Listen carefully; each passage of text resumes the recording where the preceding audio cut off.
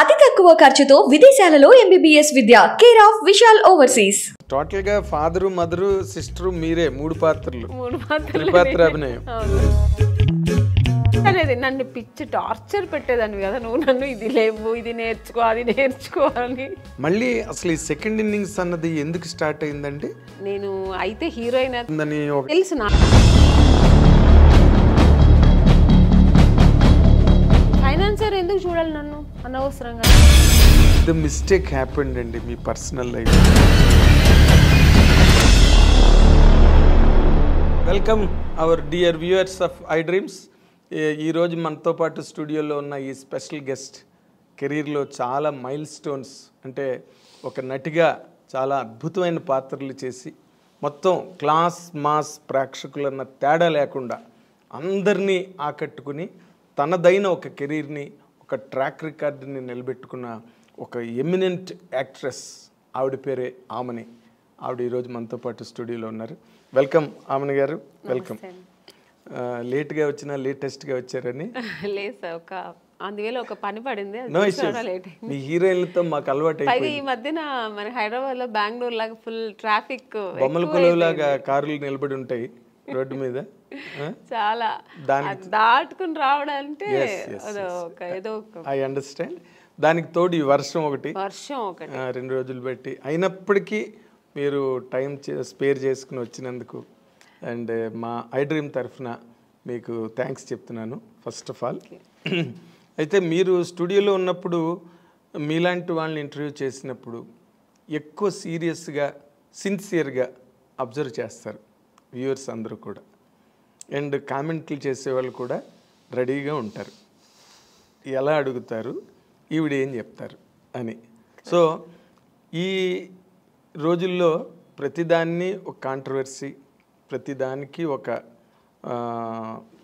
విమర్శ, ఆరోపణలు అనేవి కామన్ అయిపోయి ఈ రోజున మీడియాలో. వాటితో పాటే ఇండస్ట్రీ పాపం, మన సినిమా ఇండస్ట్రీ ఎప్పుడు ఏదొచ్చినా దాంతో అలవాటు పడిపోయి వాళ్ళతో పాటు జర్నీ చేస్తూ ఉంది మన ఇండస్ట్రీ కూడా. అదే అంటున్నా. ఈ టైంలో అంటే ఈ సెకండ్ ఇన్నింగ్స్లో శుభలగ్నం కాంబినేషను జగపతి బాబు గారు మీరు ఇద్దరు కూడా సెకండ్ ఇన్నింగ్స్లో హైలీ సక్సెస్ఫుల్గా ఉన్నారు కదా. ఫస్ట్ ఇన్నింగ్స్లో ఎంత అవును కదా. ఇప్పుడు ఈ ఇన్నింగ్స్లో మీకు మీ ఎక్స్పీరియన్సెస్ ఏంటండి? ఎక్స్పీరియన్స్ అంటే కొత్తగా ఏమీ లేదు, అదే ఇండస్ట్రీ, అదే అంటే మనుషులు మారారంతే. అప్పుడు ఉన్న డైరెక్టర్స్ లేదు, అప్పుడున్న ప్రొడ్యూసర్స్ లేదు, అప్పుడున్న ఆర్టిస్టులు ఏమో అప్పుడప్పుడు తగులుతుంటాం మనం. ఇప్పుడు జగపతి బాబు గారిని కలుస్తుంటాం, అప్పుడు ఏదైనా సినిమాలో రాజేంద్ర ప్రసాద్ గారు, నరేష్ గారు, ఇలాగా నేను చేసిన హీరోస్ అందరితో ఇప్పుడు మళ్ళీ ఆ మదర్ క్యారెక్టర్స్ చేసేప్పుడు వాళ్ళ పక్కన అలా చేసే అవకాశం దొరుకుతుంది కాబట్టి వాళ్ళతో అలా మీట్ అవుతుంటాం. మళ్ళీ రోజా గారు ఈవెంట్స్లో కలిశాను, ఇంద్రజ, మీనా గారు, ఇలాగా సీనియర్ యాక్టర్స్ రాధిక గారు ఏదో ఒక ఈవెంట్లో మాట్లాడకపోయినా అట్లీస్ట్ చూస్తాం. ఇలా ఉంది తప్ప మిగతా ఏమి ఎక్స్పీరియన్స్ ఏముందంటే అప్పట్లో ఉన్న ఎక్స్పీరియన్స్ కాదు, ఇప్పుడు ఉన్న ఎక్స్పీరియన్స్ కాదు. ఇది కొత్తగా నేర్చుకోవాల్సిందని చాలా ఉంది ఇప్పుడు ఉన్న ఇండస్ట్రీలో. ఏంటి కొత్తగా అంటే అప్పట్లో మేము యాక్టింగ్ అనేది యాక్ట్ చేసి చూపించాలి. కొందరు డైరెక్టర్స్ న్యాచురల్ యాక్టింగ్, కొందరు డైరెక్టర్స్ కమర్షియల్గా నువ్వేం చేస్తావు అది అలా ఉండేది. ఇప్పుడు డైరెక్టర్స్ ఏంటంటే యాక్టింగ్ చేయదంటున్నారు, చాలా న్యాచురల్గా. అంటే ఇట్స్ గుడ్, బాగుంది. ఎందుకంటే ఓవర్ యాక్ట్ చేసి చేతులు ఇలా ఇలా అనేసి ఓవర్ డైలాగ్స్, పెద్ద పెద్ద డైలాగ్స్ అంతా లేదు ఇప్పుడు. చాలా స్వీట్ అండ్ షార్ట్ అండ్ స్వీట్గా చిన్న డైలాగు దాన్ని చక్కగా మన ఫేస్లో ఎక్స్ప్రెషన్స్తో చెప్పాలి ఇప్పుడు. అది నాకు కొత్త ఎక్స్పీరియన్స్. అంటే అప్పట్లో నేను ఒక బాపు గారు, కె విశ్వనాథ్ గారు సినిమాలో అలా ఎప్పుడో మనకు పండగ పబ్బాలు వచ్చినప్పుడు ఎలా మనకు కొత్త రకంగా ఉంటుంది, అలాగే నాకు వాళ్ళ సినిమాలు చేసినప్పుడు మనకు అనిపిస్తుంది. రెగ్యులర్గా సినిమాలు వేరు, ఇప్పుడు మన బాపు గారు సినిమా చేసినప్పుడు ఒక స్పెషల్ ఉంటుంది, కె విశ్వనాథ్ గారు ఒక స్పెషల్ ఉంటుంది. కె రాఘవేంద్ర గారు, దాసరి నారాయణరావు గారు సినిమాలు ఇలా ఒక్కొక్కరు ఒక్కొక్క టేస్ట్ ఉంటుంది, ఒక్కొక్క స్కూల్ ఉంటుంది వాళ్ళకి. సో అవి నేర్చుకుంటుంటాం. ఇప్పుడు అలా కదా, ఆల్ డైరెక్టర్స్ ఇలా ఒకేలాగా ఇలాగే లేదు మేడం, ఇలాగే ఉండాలి. యాంగిల్స్ కూడా వాళ్ళు చూసారండి, ఇప్పుడున్న డైరెక్టర్స్ అందరూ ఒకేలాగే ఈ యాంగిల్స్ పెట్టడం, లాంగ్ షాట్ తీయడం, మళ్ళీ క్లోజప్ తీయడం, మళ్ళీ సేమ్ డైలాగ్ని సజెషన్ చేయడం. సో అది వాళ్ళు ఇప్పుడు అలా తీస్తారేమో మాకు తెలియదు. అంటే నాకు డైరెక్షన్ గురించి అవగాహన లేదు, నాకు నాలెడ్జ్ లేదు, బట్ తెలుస్తుంది నాకు ఓ రకంగా ఎక్స్పీరియన్స్. అందరూ ఒకే రకంగా ఇప్పుడు చేస్తుంటారు. మనకు అప్పట్లో వేరు, ఇప్పట్లో వేరు. చేసే ఆ డైరెక్షన్ కానీ, మేకింగ్ కానీ, కెమెరా మేకింగ్ కానీ, ఇవన్నీ మనకు ఆ లైటింగ్స్ కానీ ఇవన్నీ కొత్తగా ఉన్నాయి. సో ఇప్పుడు దీనికి అలవాటు పడిపోయాం. అంతేనా? అంతే. కాదంటే మామూలుగా అప్పటికి అదేలాగా మానిటర్ మాకు అప్పుడు లేదు. పర్ఫెక్షన్ మనం ముందే చేసుకోవాలి, అన్నీ ఆల్రెడీ మనం అన్నీ చేసుకుని టేక్ అన్నప్పుడు ఒక్క టేక్ ఎప్పుడైనా చాలా కష్టం, పెద్ద డైలాగ్స్ ఏదైనా కొంచెం ఎక్స్ప్రెషన్స్ కష్టం ఉన్నప్పుడు సెకండ్ టూ టేక్స్ అలా తీసుకున్నాం. చాలా రేరు ఆర్టిస్టులు అందరూ ఒక 4-5 టేక్స్ తీసుకోవడం అంటేనే మాకు నర్వస్ అయిపోతుంటుంది. రెండో టేక్ అనేప్పటికి అమ్మో బాబాయ్ ఏంటి రెండో టేక్ తీసుకున్నాం అని. ఇప్పుడు అలా కాదు, అసలు వాళ్ళు రిహర్సల్ చూడట్లేదు. ఏ డైరెక్టర్ సరే రెడీ మేడం ఇచ్చారా ఓకే డైలాగ్ చూసుకున్నా ఆ టేక్ వెళ్ళిపోదాం మేడం అంటున్నా. అంటే మేము ముందు ప్రిపేర్ మేము అయిపోవాలి, లేదంటే ఏం తీస్తున్నారో మనకు తెలియదు. ఒకసారి చూసుకోవడం కానీ, మన ప్లేసెస్ ఎక్కడుంటాయి, మా యాంగిల్స్ ఎలా వస్తాయి, లైటింగ్ ఎలా పడుతుంది, ఇవన్నీ ఏమి ఇప్పుడు చూసుకోవట్లేదు. అంటే వాళ్ళకు కాన్ఫిడెంట్ బాగా వస్తుంది అని. సో మనం ఆర్టిస్ట్ అలా ఉండలేము. ముందే మనం వాళ్ళు ఏం చేస్తారో మనం తెలుసుకొని దానికి తగినట్టుగా. ఇప్పుడు అప్పుడు రిహార్సల్ ఎక్కువ ఉండేది, టేక్ తక్కువ ఉండేది. ఇప్పుడు టేక్లు ఎక్కువైపోయింది, రిహార్సలే ఉండట్లేదు. ఇప్పుడు టేక్ అంటే బాగా రాలేదు ఇంకో వన్ మోర్. ఎందుకంటే డిజిటల్ కదా, వాళ్ళకి ప్రాబ్లం లేదు, ప్రాబ్లం లేదు కదా, ఆ టెన్షన్స్ వాళ్ళకి లేదు. బట్ మాకేమనిపిస్తుంది, ఒక టేక్ రెండో టేక్ అప్పట్లో ఉన్న ఆర్టిస్టులు అందరికీను ఒకసారి అన్నీ పక్కా చూసుకొని ఒకే టేక్ చేసేయచ్చు కదా. మళ్ళీ ఎందుకు చేస్తారు? ఇప్పుడు ఒక ఎమోషనల్ అని మళ్ళీ చేస్తే రాదండి. అవును, పక్కా చూసుకొని ఒకసారి చేస్తేనే ఆ డెప్త్ ఒక్కసారే బాగుంటుంది, మళ్ళీ చేస్తే బాగుండదు. అది ఇప్పుడు వాళ్ళకి చెప్పి అర్థం చేయించాలా లేదో తెలియదు, కానీ కొంతమంది చెప్పేస్తారు. నేనైతే చెప్పను, వాళ్ళు చెప్తే మళ్ళీ ఇంకా చేయాల్సిందే. సో అలాగా ఈ డిఫరెన్సెస్ ఉండ తప్ప నార్మల్గా అయితే బాగుంది ఇండస్ట్రీ, చాలా బాగుంది. అప్పటికంటే ఇప్పుడు బాగా ఆర్టిస్టులకి రెమ్యునేషన్ కానీ, వాళ్ళకి అన్నీ ఏమంటారు, అప్పుడు క్యారవాన్ ఉండేది కాదు. రెడీ అనే మార్నింగ్ 7 o'clock అంటే ఇంకెవరు పిలవాల్సిన అవసరం లేదు, మేము అందరూ ఆన్ ది స్పాట్లో ఉండాల్సిందే. ఇప్పుడు అలా కాదు, పిలిస్తేనే వస్తున్నారు ఆర్టిస్టులు, క్యారవాన్లో కూర్చుంటున్నారు. పిలవని వెళ్దాం ఎందుకు, ఇప్పుడు ముందే వెళ్ళి అక్కడ వెళ్ళి స్పాట్లో కూర్చో. ఇప్పుడు అలా అయింది ఇండస్ట్రీ. ఆ స్టైల్ అని కాదు, అంతే. అది ఇప్పుడు ఉన్న జనరేషన్ ట్రెండ్. ఎవరికి పర్వాలేదు, ఆర్టిస్ట్ పిలిస్తే వస్తారు, ఎందుకు వాళ్ళే చెప్తారు. కూర్చొని ఉంటే మేడం మీరు వెళ్ళి క్యారవాన్లో కూర్చోండి మేడం మేము పిలుస్తామంటారు, వాళ్ళే అంటారు. అలాంటప్పుడు మనం ఏమి చేయలేము. మీకు ఒక రకంగా అది కంఫర్ట్ కదా, కంఫర్ట్, చాలా కంఫర్ట్. ఇప్పుడు అంటే నాకు ఎలా అంటే కంఫర్ట్ అంటే, ఇప్పుడు మనం చేస్తుంటే ఇంకో ఆర్టిస్ట్ చేస్తుంటే వాళ్ళు ఎలా చేస్తారో మేము అప్పుడు అబ్జర్వ్ చేసేవాళ్ళం. ఇప్పుడు మనది అయిపోయింది, వెళ్ళి కూర్చుంటే ఇక్కడ ఏం జరుగుతుంది, నెక్స్ట్ సీన్ ఏమవుతుంది, ఇవన్నీ మనకు తెలియట్లేదు. అప్పట్లో అలా కాదు, మేము అందరూ స్పాట్లో ఉంటే. అప్పట్లో ఇప్పుడు శారద గారు ఉన్నారు, చేస్తుంటే ఆవిడ ఎక్స్ప్రెషన్స్ చూసేవాళ్ళం మేము. సో ఎక్స్పీరియన్స్ అయ్యేది. కాసేపు కూర్చొని మాట్లాడితే వాళ్ళ ఎక్స్పీరియన్స్ మనతో చెప్పుకునేవాళ్ళు. నాగేశ్వరరావు గారితో అంతా కూర్చుంటే అసలు ఆ స్పాట్లోంచి లేచి వెళ్ళేవాళ్ళం కాదు, వాళ్ళ ఎక్స్పీరియన్స్ అంతా చెప్పేవాళ్ళు అనమాట. సో అది మాకు చాలా నేర్చుకోవడానికి, మనకు ఆ టైమింగ్స్ బాగుండేది. అది ఒక స్కూల్ లాగా ఉండేది, ఒక ఫ్యామిలీ లాగా ఉండేవాళ్ళు. సో అవంతా ఇప్పుడు లేదు, దాని గురించి ఎవరు టెన్షన్ కూడా అవ్వట్లేదు, పెద్ద సీరియస్గా తీసుకోవట్లేదు. వచ్చాం మా పని మనం చేసుకుని వెళ్ళిపోతుంటాం అన్నట్టు. సో ఇప్పుడు మేము కూడా దానికి అలవాటు, కొంచెం కాదు మామూలుగానే అలవాటు అయింది. కానీ విచిత్రంగా అనిపిస్తుంది కదా. ఎప్పుడైనా మన సీనియర్ ఆర్టిస్టులు అంతా దొరికినప్పుడు కూర్చొని మాకు అలవాటు కాబట్టి అలా మాట్లాడతాం. ఇంకా కొత్త వాళ్ళతో మనకు పని ఉండదు, వాళ్ళు అలాగే ఉంటారు రిజర్వ్డ్గా. ఇంక వాళ్ళు పనులు చేస్తే మనం ఆ పనులు చేస్తాం. అంటే వాళ్ళ జనరేషన్ వాళ్ళతో అవును, వాళ్ళ జనరేషన్ వాళ్ళతో కలిసి మెలిసి బాగుంటారు. ఇంకా మనం దాన్ని ఫీల్ అవ్వకూడదు, ఏమీ లేదు. సరే అంతే. ఇంకా ఇప్పుడు ఇంకోటి వచ్చింది సార్, ఫోన్స్. ఎవరు లేకపోతే ఫోన్లో కూర్చుంటారు. ఇంకా అదే వాళ్ళ ఫ్రెండ్, వాళ్ళ మమ్మీ డాడీ అన్నీ అదే. ఇంకా షార్ట్ అయిపోతే ఇంక ఫోన్లో కూర్చుంటారు. ఇక్కడ ఏం జరుగుతున్నదో ఏం తెలియదు. అక్కడ షార్ట్ అయిపోయి ఇంకా ఎలా చేస్తున్నారు అవన్నీ చూడ, ఫోన్లో కూర్చుంటారు. ఇప్పుడు ఇలా అయిపోయింది అంతే.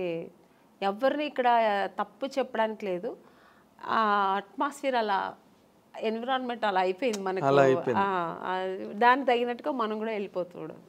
Very nice, very nice. అయితే ఇప్పుడు నార్మల్గా ఈ ఫస్ట్ ఇన్నింగ్స్లో హైలీ సక్సెస్ఫుల్గా ఉన్నవాళ్ళు ఈ రోజున సెకండ్ ఇన్నింగ్స్లోకి వచ్చేసరికి, అంటే మీరు చెప్పిన ట్రెండ్లు ఫాలో అవుతూనే బట్ వాళ్ళు మంచి పొజిషన్స్లో ఉన్నారు సినిమా ఇండస్ట్రీలో. ఎందుకంటే ఈ యంగర్ జనరేషన్స్ రావడం, వాళ్ళకి మీలాంటి మంచి టాలెంటెడ్ ఆర్టిస్టులు అవసరం కావడం మేజర్ క్యారెక్టర్స్కి, అలాంటి దాంట్లో మీరు ఏమైనా డిమాండ్లో ఉన్నారా? మిగతా ఆర్టిస్ట్ గురించి నాకు తెలియదు. నేనైతే ఏమీ డిమాండ్స్ లేదని ఎప్పుడు. ఆమెని అంటే నో డిమాండ్, ఎప్పుడు అంతే. హీరోయిన్గా ఉన్నప్పుడు అంతే, ఇప్పుడు అంతే. క్యారెక్టర్ వింటాను, నచ్చితే ఓకే బాగుంది చేస్తాను. అలాగే నా డిమాండ్స్ ఏమి లేదు. నా గురించి తెలుసు ఇండస్ట్రీలో. వాళ్ళు నేను అడగకముందే ఒక సీనియర్ ఆర్టిస్ట్ అని ఆ రెస్పెక్ట్ అందరికీ ఉంది ఇప్పటికీ. ఆ రెస్పెక్ట్ నాకు ఇస్తారు. డిమాండ్స్ నేను చేయాల్సిన అవసరం లేదు, వాళ్ళే నాకు మీ డిమాండ్ వాళ్ళే దృష్టిలో పెట్టుకొని నాకు చేయాల్సింది, నాకు ఇవ్వాల్సింది ఏం చేయాలో, నా ఒక స్పాట్కి వస్తే మాకు ఆర్టిస్ట్కి ఏం చేయాలి, వాళ్ళకి వాళ్ళకి ఎలా అనుకూలం చేసి ఇవ్వాలి, వాళ్ళకి అన్ని కంఫర్ట్స్ ఇవ్వాలి అని ఇస్తున్నారు. సో అందుకని అది టెన్షన్ లేదు మాకు. అంటే దాని గురించి ఆలోచించాల్సిన అవసరం లేదు, డిమాండ్ చేయాల్సిన అవసరం కూడా లేదు. ఎందుకంటే వాళ్ళకి తెలుసు. సో వీళ్ళు ఇంత జర్నీ చేసి వచ్చారు, ఇంత పెద్ద ఆర్టిస్ట్ అని. నేననే కాదు, ఇప్పుడు పెద్ద పెద్ద ఆర్టిస్ట్ ఎవరైనా సీనియర్ ఆర్టిస్ట్ వాళ్ళందరికీ ఇప్పుడున్న వాళ్ళు ప్రొడ్యూసర్స్ కానీ, డైరెక్టర్స్ కానీ, ఈవెన్ టెక్నీషియన్స్ కానీ అందరూ ఆ రెస్పెక్ట్ ఇస్తున్నారు, కంఫర్ట్స్ ఇస్తున్నారు. అది మనం లేదని చెప్తే బాగుండదు. అవును, కరెక్ట్ కరెక్ట్. అయితే మీరు ఈ సెకండ్ ఇన్నింగ్స్ స్టార్ట్ చేసే ముందు ఫస్ట్ ఇన్నింగ్స్ ఒక సూపర్ స్టార్ హీరోయిన్గా మీరు కెరీర్కి ఫుల్ స్టాప్ పెట్టి మళ్ళీ సెకండ్ ఇన్నింగ్స్ టేక్ ఆఫ్ అయ్యే మధ్య గ్యాప్ ఉంది కదా, దాన్ని అసలు మీరు ఎట్లా హ్యాండిల్ చేశారండి? ఒకప్పుడు అంత బిజీగా ఉండి 2 షిఫ్ట్లు 3 షిఫ్ట్లు చేసి ఆమెని డేట్లు కూడా దొరకట్లేదు అన్న మాటలు నేను ప్రత్యక్షంగా విన్నవాడిని. అలాంటి ఒక కెరీర్ని ఒక్కసారి పవర్ బ్రేక్ కొట్టి మళ్ళీ సెకండ్ ఇన్నింగ్స్ మధ్యలో గ్యాప్ ఉంది కదా, ఈ గ్యాప్ని మీరు అసలు ఎట్లాగా ఎంజాయ్ చేశారు, ఎట్లా హ్యాండిల్ చేశారు? మోర్ ఇంపార్టెంట్లీ నిజంగా చాలా కష్టమైంది నాకు. 1 ఇయర్ అసలు పిచ్చి పట్టేది నాకు. మ్యారేజ్ చేసుకొని వెళ్ళాను నేను, వేరే ఆప్షన్ ఏమీ లేదు. వెళ్ళిన తర్వాత నాకు ఇంట్లో కూర్చోడం చాలా కష్టమైంది. ఎందుకంటే నాకు కుకింగ్ తెలియదు, అస్సలు తెలియదు. నాకు చిన్నప్పటి స్పూన్ పట్టుకోవడం కూడా తెలియదు. ఎప్పుడైనా కాఫీనో టీ అలా చేసేదాన్ని. మా నాన్నగారు అమ్మ చేసి పెట్టిన వంటను వడ్డించేదాన్ని. ఇది తప్ప నాకు వేరే ఏం తెలియదు. మిగతా పనులన్నీ చేస్తా ఇంట్లో. ఒక ఆడపిల్ల చేయాల్సిన పనులని ఊడవడం కానీ, క్లీనింగ్ కానీ, బట్టలు క్లీన్ చేయడం, ఇవన్నీ చేస్తా. కుకింగ్ మా అమ్మ వదిలేదు కాదు. నీకేం తెలీదు రా, నాకు ఇష్టం. నేను ఎప్పుడైనా వెళ్ళి అమ్మ నేను చేస్తానమ్మా ఈరోజు అని ఎప్పుడైనా హాలిడేస్లో చెప్తే కూడా మా అమ్మ తిట్టేది. సో అది నాకు అలవాటే లేదు అసలు. ఇంకా సినిమాకి వస్తే టోటల్గా కాఫీ కూడా మర్చిపోయాను. కాఫీ తాగడం మర్చిపోయాను. ఎందుకంటే అదో హీరోయిన్స్ అంటే అప్పట్లో కలర్ రావంటే కాఫీ తాగితే నల్లబడిపోతారు ఇలా అంతా చెప్పేవాళ్ళు కదా. అందుకని మిల్క్ తాగడం, జ్యూసులు తాగడం, మిల్క్ తాగితే లావ్ అవుతారని జ్యూసులు ఎక్కువ తాగడం, ఇలా అలవాటు అయిపోయి కాఫీ కూడా ఎలా పెట్టడం కూడా మర్చిపోయాను, తాగడం కూడా మర్చిపోయాను. సో తర్వాత వెళ్ళి ఇంకా 1 ఇయర్ కష్టమైంది. ఇంకా ఇలా కుకింగ్ ఎలా చేయాలి నేర్చుకున్నాను, ఫ్యామిలీ ఎలా రన్ చేయాలి, ఇంకా ఆ టెన్షన్స్ వేరు కదా, ఫ్యామిలీ టెన్షన్స్. అది ఫుల్ టైం జాబ్, అది టైం జాబ్. అది మనకి ఇలా ఏం టైం ఉండదు. ఇక 6 o'clock ప్యాకప్ అయితే రిలాక్స్ అవ్వడం ఏమి ఉండదు, ఎప్పుడు బిజీ. అది టెన్షన్స్ ఎప్పుడు ఉండదు. సో అవన్నీ నేర్చుకోవడం, లైఫ్ అనేది ఏం నేర్చుకోవాలి అవన్నీ ఆఫ్టర్ మ్యారేజ్ చాలా నేను నేర్చుకున్నాను. మా సిస్టర్స్ అంతా ఇంకా అప్పుడు పెళ్లి కాలేదు, చదువుకుంటున్నారు. సో వాళ్ళ లైఫ్ అంతా ఎలా వాళ్ళు సెటిల్ చేయడం, వాళ్ళకి పెళ్ళిళ్ళు చేయడం, ఇవన్నీ బాధ్యత మీదేనండి. అన్నీ నేను ఇంట్లో పెద్ద కాబట్టి మా బ్రదర్కి మ్యారేజ్ చేశాను, మా సిస్టర్కి మ్యారేజ్ చేశాను. సో ఇవన్నీ నాకు బిజీ, ఫుల్ బిజీ. మీరు చెప్పినట్టు 24 hours బిజీ ఉండేదాన్ని. అసలు అప్పుడు కూడా నిద్ర ఉండేది కాదు నాకు. మా సిస్టర్స్ చదవలేదంటే మార్నింగ్ 4 o'clock లేపి చదువు కూర్చొని అని, నేను ఒక టీచర్ లా కూర్చొని, నాకు నేను చెప్పివ్వను కాదు, నేను కూర్చుంటా నువ్వు చదువు అనేదాన్ని. సో ఇలా బిజీ అయ్యాను కాబట్టి నాకు అందులో ఒక 1 year కష్టమైంది, తర్వాత అలవాటు అయిపోయింది. ఆ లైఫ్ అలవాటు అయిపోయింది. తర్వాత బాగుంది కూడా లైఫ్ అనుకున్నాను. ఇది కూడా ఒక ఎక్కడికి వెళ్ళక్కర్లేదు, ఇంట్లోనే. సో హ్యాపీగా ఎక్కడ నాకు మామూలుగా బయట వెళ్ళడం అంత పెద్ద ఇంట్రెస్ట్ లేదండి. పార్టీలు, పబ్బులు అని వెళ్తారు కదా, నాకు అది లేదు. నాకు ఇంట్లో ఉంటే ఫ్యామిలీ చూసుకోవడం, ఎలాగో ఒక 3-4 hours దేవుడు ఇంట్లోనే గడిపేస్తా. నాకు పూజలు అవన్నీ చాలా ఇష్టం, దేవుడు నమ్మకం ఎక్కువ. సో అక్కడ సగం నాకు టైం. రేపు దేవుడికి ఏ పువ్వులు కొనాలి, ఎంత పువ్వులు కొనాలి, ఎక్కడ కొనాలి, ఇలా ఉంటుంది నాకు మొత్తం. ఈ ఆలోచనలు ఎక్కువ. రేపు ఏంటి ఏకాదశ, రేపు ఏం పూజ చేద్దాం, రేపు ఫాస్టింగ్ ఉందామా, సో ఈ ఆలోచనలు ఉంటాయి. పిల్లలకి ఏం డ్రెస్ కొనాలి, మా సిస్టర్స్ అయినా కూడా వాళ్ళకి నేనే వెళ్ళి పర్చేస్ చేసేదాన్ని, షాపింగ్ చేసేదాన్ని. సో ఇలా బిజీ ఉండేదాన్ని. ఓకే. బట్ నేను అంటే చాలామంది హీరోయిన్లతో ఈ ఇండస్ట్రీలో వాళ్ళ అనుభవాలన్నీ చూసాం కాబట్టి, ఇన్ జనరల్గా సినిమా కెరీర్లో ఉండే ఛాలెంజెస్ కానీ, లేకపోతే పర్సనల్ లైఫ్, ఫ్యామిలీ లైఫ్లో ఉండే ఛాలెంజెస్ కానీ, వాటిలో మేజర్ డిఫరెన్స్ ఏమైనా మీరు ఫీల్ అయ్యారా? అంటే కెరీర్లో కొన్ని ఛాలెంజెస్ ఉంటాయి, అలాగే ఫ్యామిలీ లైఫ్ వాటిని మెయింటైన్ చేయడం, బ్యాలెన్స్ చేసుకోవడం, ఆ ఎమోషన్స్ని మేనేజ్ చేసుకోవడం, ఇవన్నీ కూడా ఛాలెంజెస్సేగా. మోర్ ఇంపార్టెంట్లీ సినిమా హీరోయిన్లకే ఎక్కువ ఛాలెంజెస్ ఉంటాయి. ఎందుకంటే మీరు ఇందాక చెప్పినట్టుగా షూటింగ్లు అయిపోయిన తర్వాత మళ్ళీ ఇంటికి అడాప్ట్ అవ్వడానికి కొంత ఛాలెంజే అది. బట్ అదర్ దాన్ దట్ మీరు ఛాలెంజ్గా ఫేస్ చేసిన సిచ్యువేషన్స్ ఏమైనా ఉన్నాయండి అంటే ఫ్యామిలీ లైఫ్లో? చాలా ఉందండి. ఎందుకంటే నేను ఇంటికి మెయిన్ పెద్దమ్మాయి, నేనే ఫస్ట్. అన్ని రెస్పాన్సిబుల్ నాకు ముందు నుంచే అదే నాకుంది. ఎందుకంటే నేను సినిమా ఇండస్ట్రీకి వచ్చినాడు, మా బ్రదర్ చదువుతున్నాడు, మా సిస్టర్ చదువుతుంది, అందరూ చదువుతున్నారు కాబట్టి సో వాళ్ళ ఎడ్యుకేషన్, వాళ్ళు మళ్ళీ పెళ్ళిళ్ళు, ఇవన్నీ నేను చేసేదాన్ని. అవన్నీ ఛాలెంజింగ్గా చేసేది. ఎందుకంటే నాకు అంత ఏజ్ లేదు. అంటే వాళ్ళు పెళ్ళిళ్ళు చేసేంత, ఇప్పుడు మామూలుగా పెళ్ళిళ్ళు అంటే ఏ ఏజ్లో చేస్తారు, పిల్లలు పెద్దవాళ్ళు అయ్యేప్పటికి ఒక 50 years 53 years అప్పుడు మనకు అలా ఉన్నప్పుడు చేస్తాం. కానీ నేనే ఇంకా పెళ్లి చేసుకుని అప్పుడే వెళ్ళాను. ఆ టైంలో వాళ్ళకి పెళ్ళిళ్ళు చేశానంటే మీదే కొత్త పెళ్లి కూతురు టైప్లో నేను నా లైఫ్ ఎంజాయ్ చేయలేదు, ఫుల్ వాళ్ళకి స్పెండ్ చేశాను.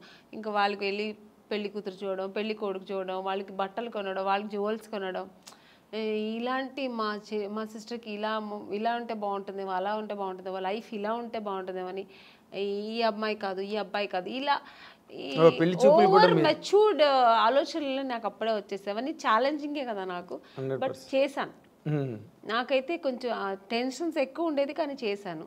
సినిమా టెన్షన్స్ వేరు, ఈ టెన్షన్స్ వేరు. సో అక్కడ కూడా మనకు ఎక్కడ కొద్దిగా ఫైనాన్షియల్ ప్రాబ్లమ్ వస్తే మళ్ళీ అది టెన్షన్. మా ఇంత గ్రాండ్గా చేయాలి, ఎందుకంటే మా అమ్మాయి, మా సిస్టర్ పెళ్ళి కదా, మా బ్రదర్ పెళ్ళి కదా, గ్రాండ్గా చేయాలి. ఆమ్ని గారు చెల్లెలు అంటారు, ఆమ్ని గారు తమ్ముడు అంటారు అని.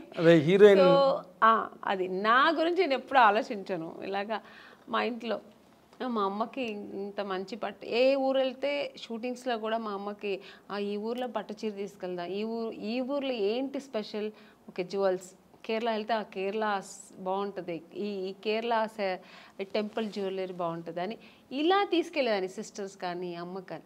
సో ఎప్పుడు నాకు ఫ్యామిలీ టెన్షన్ కాదు అది, నేను నేనే అది ఆక్యుపైడ్ అయ్యేదాన్ని, నేనే అది ఇంట్రెస్ట్ తీసుకొని చేసేదాన్ని, నాకు ఇష్టం కూడా. అంటే బేసిక్గా ఇప్పుడు సినిమా కెరీర్ అంటే మీకు బోల్డ్ పొగడ్తలు, అవార్డులు, షూటింగ్లు, చప్పట్లు, అసలు గ్రాండ్గా ఉంటుంది డే అంతా. ఏదైనా షూటింగ్కి వెళ్ళాలంటే ఏరోప్లేన్ ఎక్కి కార్లు వస్తాయి, వంది మాగదులు వస్తారు, ప్రొడక్షన్ మేనేజర్స్ వస్తారు, అక్కడ హీరోలు వెయిట్ చేస్తుంటారు. మేకప్ చేసుకుని సెట్లోకి రాగానే అసలు ఆ ఇన్విటేషన్స్, ఆ రిసెప్షను అన్నీ కూడా వేరే లెవెల్లో ఉంటాయి, నెక్స్ట్ లెవెల్లో. ఇవేవి ఇంటి దగ్గర ఉండవు.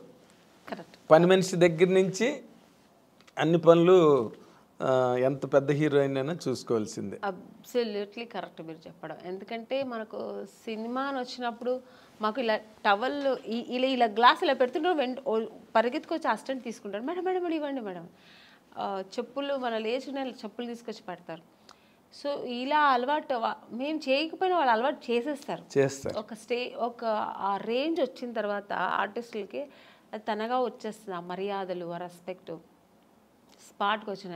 ఈవెన్ ఇప్పుడు కూడా నేను ఇప్పుడు ఒక ఆమెనిగా నేను క్యారెక్టర్ ఆర్టిస్ట్ అయినా కూడా బట్ మీకు లెగసీ ఉంది కదా, పెద్ద హీరోయిన్ ఏదో ఒక ఉంది. అసిస్టెంట్స్ కానీ హెయిర్ డ్రెస్సర్స్ కానీ వీళ్ళందరూ మాకు ఆ సేవలు చేస్తుంటారు. నాకు చాలా అంటే చేయించుకోవడం ఒకలా ఉన్నా కూడా తప్పదు, ఇక్కడ చేయాలి, చేయించుకోవాల్సి వస్తుంది. ఎందుకంటే నేను వెళ్ళి చేస్తే కూడా వాళ్ళు వదలరు. మేడం మేడం మీరెందుకు మేడం తీసుకొస్తారు, నా చేతికి ఇవ్వండి ఫోన్ అని, ఆ ఫోన్ కూడా లాగేసుకుంటారు. ఆ ప్రైవసీ కూడా నాకు వదలరు. ఫోన్ నేను మాట్లాడాలమ్మా, నాకు కావాలన్నా కూడా పర్వాలేదు మేడం నేను పెట్టుకుంటాను, ఫోన్ వస్తే ఇస్తానంటారు. సో అలా ఉంటుంది. ఇంట్లో అలా లేదు, టోటల్ డిఫరెంట్. అన్ని పనులు మనమే చేయాలి. అంటే న్యాచురల్గా మామూలుగా ఇప్పుడు పని మనుషులు ఉంటారండి, కానీ వాళ్ళు 24 hours మాకు సర్వీస్ చేయరు. ఏదో వాళ్ళు ఒక టైంలో చేసి ఏదో చేసుకుంటూ వాళ్ళ పనులు వాళ్ళు చూసుకుంటుంటారు, చేసేసి వెళ్ళిపోతారు. అదర్వైజ్ మనమే కదా చేసుకోవాలి. అన్ని పనులు మనమే చేసి, కుకింగ్ ఏదో మనమే ఎక్కడ ఎత్తుకోవాలి, ఉప్పు ఎక్కడ ఉంది, ఇది ఎక్కడ ఉంది మనమే ఎత్తుకోవాలి, మనమే వేయాలి. మనకు శారీస్ రేపు పార్టీకి వెళ్ళే ఏదో ఒక పెళ్ళికి వెళ్తున్నాం అనుకోండి, అమ్మో రేపుకి ఏం జ్యువెలరీ, ఏం సారీ అన్నీ మనమే ఎత్తి పెట్టుకోవాలి. అదేం తప్ప అన్నట్లు, ఎందుకంటే అదొక లైఫ్ స్టైల్. మనకు సెల్ఫ్ ఒక ఇది వస్తుంది, మాకు సెల్ఫ్ కాన్ఫిడెన్స్, మనది మనం ఎలా చేసుకోవాలనేది ఆ ప్రైవసీ కూడా ఉంటుంది. మన ఇష్టంగా ఎలా చేసుకో, ఇక్కడ అన్ని డిపెండ్ అవుతాం ఒకరి మీద. వాళ్ళు ఇచ్చిన జ్యువెలరీ వేసుకుంటాం, వాళ్ళు ఇచ్చిన శారీ వేసుకుంటాం. అక్కడ అలా కదా, అని మనకి ఇష్టపడి మనం చేసుకుంటాం. So total different. ఆ లైఫ్ అనుభవిస్తాం, ఈ లైఫ్ అనుభవిస్తాం. ఆర్టిస్టులకి అదొక వరం అండి. ఎగ్జాక్ట్లీ. తర్వాత ఇంకొక ముఖ్యమైన పాయింట్ ఏంటంటే, మీరు సినిమా హీరోయిన్లుగా వచ్చి ఒక రేంజ్ వచ్చి ఇన్కమ్, ఎర్నింగ్స్, సినిమాకి రెమ్యునరేషన్స్ పెరుగుతూ ఉంటాయి. అవన్నీ కూడా ఫైనాన్షియల్గా చాలా ఒక ఫ్లో, ఆగని ఫ్లో ఉంటుంది సినిమా కెరీర్లో. ఫ్యామిలీ లైఫ్లో అది కంట్రోల్ అయిపోతుంది. ఎందుకంటే మీ వైపు నుంచి ఎర్నింగ్ ఉండదు కదా, కెరీర్ ఆపిన తర్వాత అసలు ఆ ఫైనాన్షియల్గా వాటిని ఎట్లా మేనేజ్ చేసేవారండి? ఇప్పుడంటే కెరీర్ అంటే వేరే, ఇప్పుడు రెగ్యులర్ ఇన్కమ్ ఉంటుంది, సినిమా తర్వాత సినిమా కమిట్ అవ్వడం. నాకు ఎందుకంటే నాకు బై బర్త్ నా అలవాట్లు ఏంటంటే అండి, నేను ఎక్కువ విచ్చలవిడిగా ఎప్పుడు ఖర్చు పెట్టాను చిన్నప్పటి నుంచి. ఒక పొదుపు అంటారు కదా, అది మా నాన్నగారు మంచిగా ఉన్నప్పుడే సరే, కొంచెం ఫైనాన్షియల్ ప్రాబ్లం వచ్చినప్పుడు సరే నేను ఎప్పుడు పొదుపుగానే ఉంటాను. మా సిస్టర్ మా బ్రదర్ అంతా కొంచెం డిఫరెన్స్. అంటే శుభలగ్నంలో క్యారెక్టర్ లా కాదు, ఆపోజిట్ క్యారెక్టర్, చాలా డిఫరెంట్ ఉంటాను నేను అన్ని విషయాల్లో. ఇంట్లో ఏదైనా ఒకటి కావాలన్నా, ఒక వస్తువు కావాలన్నా అది నాకు కొనేయాలి. ఒకరి ఇంటికి వెళ్ళాను అనుకోండి, వాళ్ళ ఇంట్లో చూసానంటే మన ఇంట్లో ఇది లేదు కదా, నేను కొనేయాలని నెక్స్ట్ అది నేను టార్గెట్ పెట్టుకుంటాను. చిన్నప్పటి నుంచి అది నాకు అలవాటు. అది లేదు. సరే మా అమ్మ అది కొనమంటే నీకు వేరే పని లేదు, వాళ్ళు పెట్టుకుంటారు మనం పెట్టుకోవాలని అమ్మ అది పెద్ద పట్టించుకునేది. మా నాన్నగారు కూడా అంతే. అప్పుడు నేను పెట్టుకున్నాను, మనం ఎందుకు కొనకూడదని. అమ్మ నాన్నగారు ఏదైనా మనకు ప్యాకెట్ మనీ లేదంటే ఎప్పుడైనా షాపింగ్కి వెళ్ళడం మిగిలితే డబ్బులు ఇస్తారు కదా, ఆ డబ్బులు పొదుపు చేసి అది కొనేదాకా నాకు నిద్ర పట్టేది కాదు. అలా చిన్నప్పటి నుంచి నేనే రెస్పాన్సిబుల్ తీసుకునేదాన్ని. ఇప్పుడు మా అమ్మకే ఒక మంచి శారీ కొనాలన్నా నాకు అది కొనేయాలంతే. మా నాన్నగారికి ఏదైనా గిఫ్ట్ ఇవ్వాలా నేను చేసేయాలి. అలా ఒక చిన్నప్పటి నుంచి నేనే ఆ రెస్పాన్సిబుల్ ఎక్కువ తీసుకున్నాను. ఆ వాంటెడ్గా నేనే వాలంటరీగా నేనే వీళ్ళందరికీ చెయ్యాలి, నేనే పెట్టాలి. ఇల్లు క్లీన్గా ఉండాలి. మార్నింగ్ లేచానంటే ఇల్లు ఫస్ట్ నీట్గా ఉండాలి. వీళ్ళు చేస్తే అంతా ఓసిడి అంతా ఉండదండి. చిన్న చిన్న విషయాలకి చేయగడగడం, ఇది తీసి అక్కడే పెట్టాలి ఇక్కడ అంత లేదు. ఒక ఇంట్లో ఎంటర్ అయినప్పుడు డీసెంట్గా నీట్గా ఉండాలి. ఇల్లు అనిన తర్వాత మరీ అంత అంటే అది ఇల్లులాగా ఉండదు. ఇప్పుడు పిల్లలు పెద్దలు ఇంట్లో గీకుతారు అన్ని ఆ ఏజ్లోండి చేస్తారు. వాళ్ళు చేయకూడదు, ఇలా పెట్టకూడదు, మరి అంత ఓవర్ నేను అంత స్ట్రిక్ట్గా ఉండను, అంత మరి డిసిప్లిన్ ఉండాలి అంతే. అలాగే నీట్గా ఇల్లు అంటే ఇల్లులా ఉండాలి. కొంచెం అది ఎక్కడ నేర్చుకున్నా మా నాన్నగారు.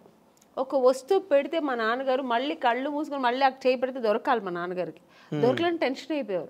ఇక్కడ పెట్టాను ఎవరు తీశారు అని ఫుల్ అరిచేవారు అనమాట. అది తప్పు కూడా మా బ్రదరే తీసుంటాడు, నేను తీయను. ఎందుకంటే వాళ్ళు మా నాన్నగారు తెలిసి వాడిని తిట్టేవారు, ఎందుకులా తీసామని అడిగేవారు. ఇలాగా అప్పుడు నేర్చుకున్నా. అది చిన్నప్పటి నుంచి నాకు అది కొంచెం వచ్చింది. ఇప్పుడు ఆ వస్తువులు అంటే అక్కడే పెట్టాలి, మళ్ళీ మనం వెతికే ఉండకూడదు, అక్కడే వెళ్ళి మనకు ఈజీగా తీసుకునేట్టుగా. సో ఇలాంటి కొంచెం డిసిప్లిన్స్, కొంచెం ఇల్లు నీట్గా ఉండాలి. ఆ నీట్నెస్ మా ఇంట్లో అందరికీ ఉంది. మా ఇంట్లో మా అమ్మ మా తరతరాంతరం నాకు తెలిసి మా నాన్నగారి సైడ్ కానీ మా అమ్మగారి సైడ్ కానీ కొంచెం ఎక్కువ నీట్నెస్ అనేది, ఓసిడి అంత లేదు. నీట్ అంటే కొంతమంది లేడీస్ ఉంటారు, అమ్మో అది కడిగిందే కడిగి సర్దిందే సర్ది, అది చాలా చిరాకండి. అంత ఉండదు, ఎందుకంటే టైం అంతా దానికి సరిపోతుంది. మళ్ళీ మనకు వేరే ఆలోచన ఉండదు. ఇంకా అంత ఓవర్గా కూడా ఉండను నేను.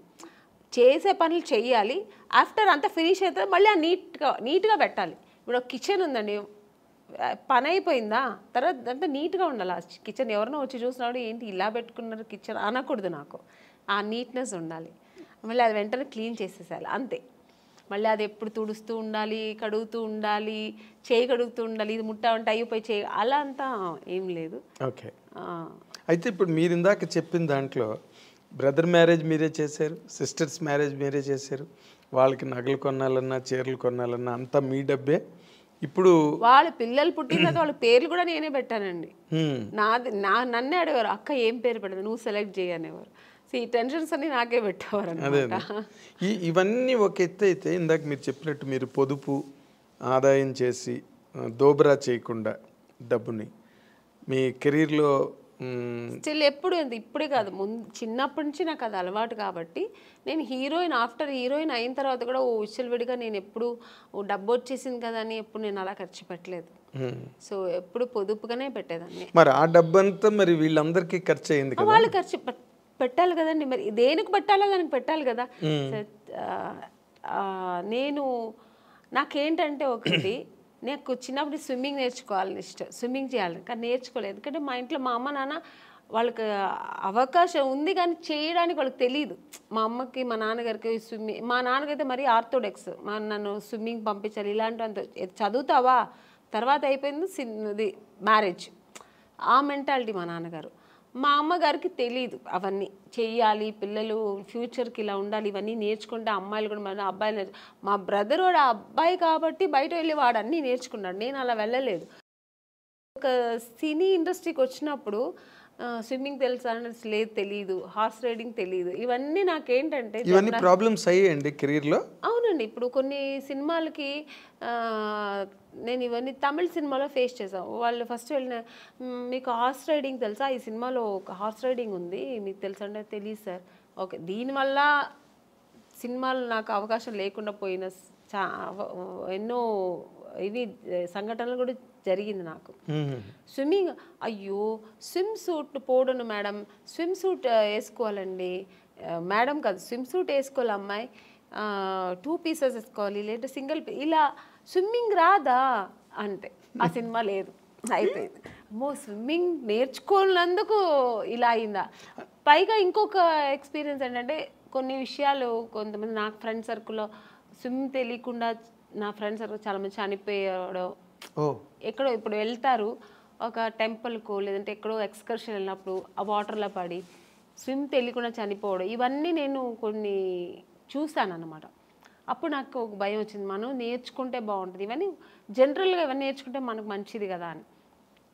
అప్పుడు నేను మా బ్రదర్ వాడే నేర్చుకున్నాడు, టాలెంట్. మా బ్రదర్ మీ పేరెంట్స్ ఆలోచన అది కాదు, ఆలోచన లేదు. చదువుకున్నంత కాలం చదువుకోవడం, తర్వాత మ్యారేజ్ చేసి మ్యారేజ్ అంతే. ఇందులో స్విమ్మింగ్లు, కత్తి ఫైటింగ్లు, గుర్రాలు వాళ్ళ ప్లానింగ్ లో లేదు. మా నాన్నగారికి లేడీస్ అంటే ఇలాగే ఉండాలి, అయిపోయిందా పెళ్ళి అయిపోయి సెటిల్ అయిపో, పిల్లలు కనుక్కొని ఒక ఫ్యామిలీ హోమ్లీగా ఉండాలి.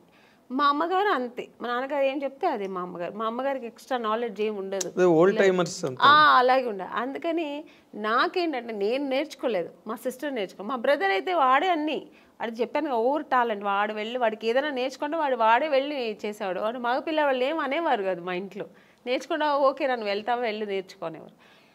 మా సిస్టర్కి నేను నేర్పించా, మా ఇద్దరు సిస్టర్కి జిమ్నాస్టిక్స్. నాకేమేమి ఇష్టమో వాళ్ళ మీద చెయ్యండి అని చెప్పి నేను వాళ్ళని ఫోర్స్ చేసేదాన్ని. వాళ్ళు మార్నింగ్ పొద్దున మా స్విమ్మింగ్, మా అక్క పొద్దున్న 5 o'clock స్విమ్మింగ్ ఏందక్క నాకు తెలియ, వెళ్ళు నేను డబ్బులు కట్టేసాను వెళ్ళు స్విమ్మింగ్. ఈ రోజు వాళ్ళకి అంత హ్యాపీ. మరి వాటి వల్ల వాళ్ళకి ఏమైనా ఉపయోగం జరిగిందండి? అవునండి, ఇప్పుడు ఒక స్విమ్మింగ్ తెలుసా అంటే సినిమా కెరీర్ లేదండి, సినిమా కోసమే అన్న అవసరం. ఇప్పుడు స్విమ్మింగ్ సినిమాకనే కాదు కదండి, ఒక ప్లేస్కి వెళ్తాము అందరూ స్విమ్ చేస్తారంటే దాంట్లో మనం వెళ్ళి నాకు స్విమ్ తెలుసు అంటే ఎంత గర్వంగా ఉంటుంది కదా. అంటే సినిమా ఇష్టం కాబట్టి దాన్ని ఎక్కువ ఎంకరేజ్ చేశారు. జిమ్నాస్టిక్, మా సిస్టర్కి జిమ్నాస్టిక్, పియానో, మ్యూజిక్ అవగాహన ఉండాలి, ఇవన్నీ తెలియాలి వాళ్ళకి, జనరల్ నాలెడ్జ్ ఇవన్నీ తెలియాలి అని నేను అవన్నీ వాళ్ళకి నేర్పించి పంపించేదాన్ని. చదువు ఒక్కటే కాదు, ఇవి కూడా నేర్చుకోవాలి. బట్ టోటల్ గా ఫాదరు, మదరు, సిస్టర్ మీరే 3 పాత్రలు, అభినయం సినిమాల్లో చేయలేదు. కానీ నన్ను పిచ్చి టార్చర్ పెట్టేదాన్ని కదా, నువ్వు నన్ను ఇది లేవు, ఇది నేర్చుకో, అది నేర్చుకోవాలి అని అంటుంటది ఇప్పుడు కూడా. అదే మీరు సినిమా కెరీర్ లో చెయ్యండి, ఫ్యామిలీ కెరీర్ లో చేశాను. త్రిబుల్ రోల్ అన్ని చేశాను. వాళ్ళందరూ అలాగే అప్పుడు వాళ్ళకి కష్టం అనిపించవచ్చు, కానీ ఇప్పుడు వాళ్ళు హ్యాపీగా ఫీల్ అవుతారు. అవన్నీ మా ఒక తల్లి స్థానంలో నాకు అన్నీ చేసింది మా అక్క అని ఇప్పుడు వాళ్ళు ఫీల్ అవుతుంటారు. ఓకే, ఇప్పుడు ఈ సంతృప్తేనా వాళ్ళ వైపు నుంచి మీకు ఏమైనా అంటే మీరు నార్మల్గా ఎప్పుడైనా ఫైనాన్షియల్ క్రంచ్ వచ్చినప్పుడు కానీ లేకపోతే ఎప్పుడైనా అటువంటి ఇబ్బంది ఎప్పుడైనా మీకు కలిగినప్పుడు వాళ్ళు మీకు సపోర్ట్గా ఉన్నారండి ఆ టైంలో? సపోర్ట్ అంటే నాకు దేవుడు ఒక పరిస్థితి ఇవ్వలేదండి భగవంతుడు నాకు. బట్ అలాంటి పరిస్థితి చేస్తారండి, అలాంటి పిల్లలే వాళ్ళు, మా సిస్టర్స్ కానీ మా బ్రదర్ కానీ నాకు ఎప్పుడు బ్యాక్ ఉంటారు. నేను ఉన్నాను కదా నీకెందుకు, ఏమైనా అయితే నేను చూసుకుంటా అన్నట్టుగా మా బ్రదర్ కానీ ఇప్పుడు మా బ్రదర్ ఇప్పుడు ఏముంటాను. ఎందుకంటే నాకు కొంచెం లేట్గా పిల్లలు అయ్యారు, చిన్నపిల్లలు ఇప్పుడు నాకు ఎప్పుడైనా హెల్త్ ఇష్యూస్ వస్తే కూడా నేను వాటితో షేర్ చేస్తుంటా.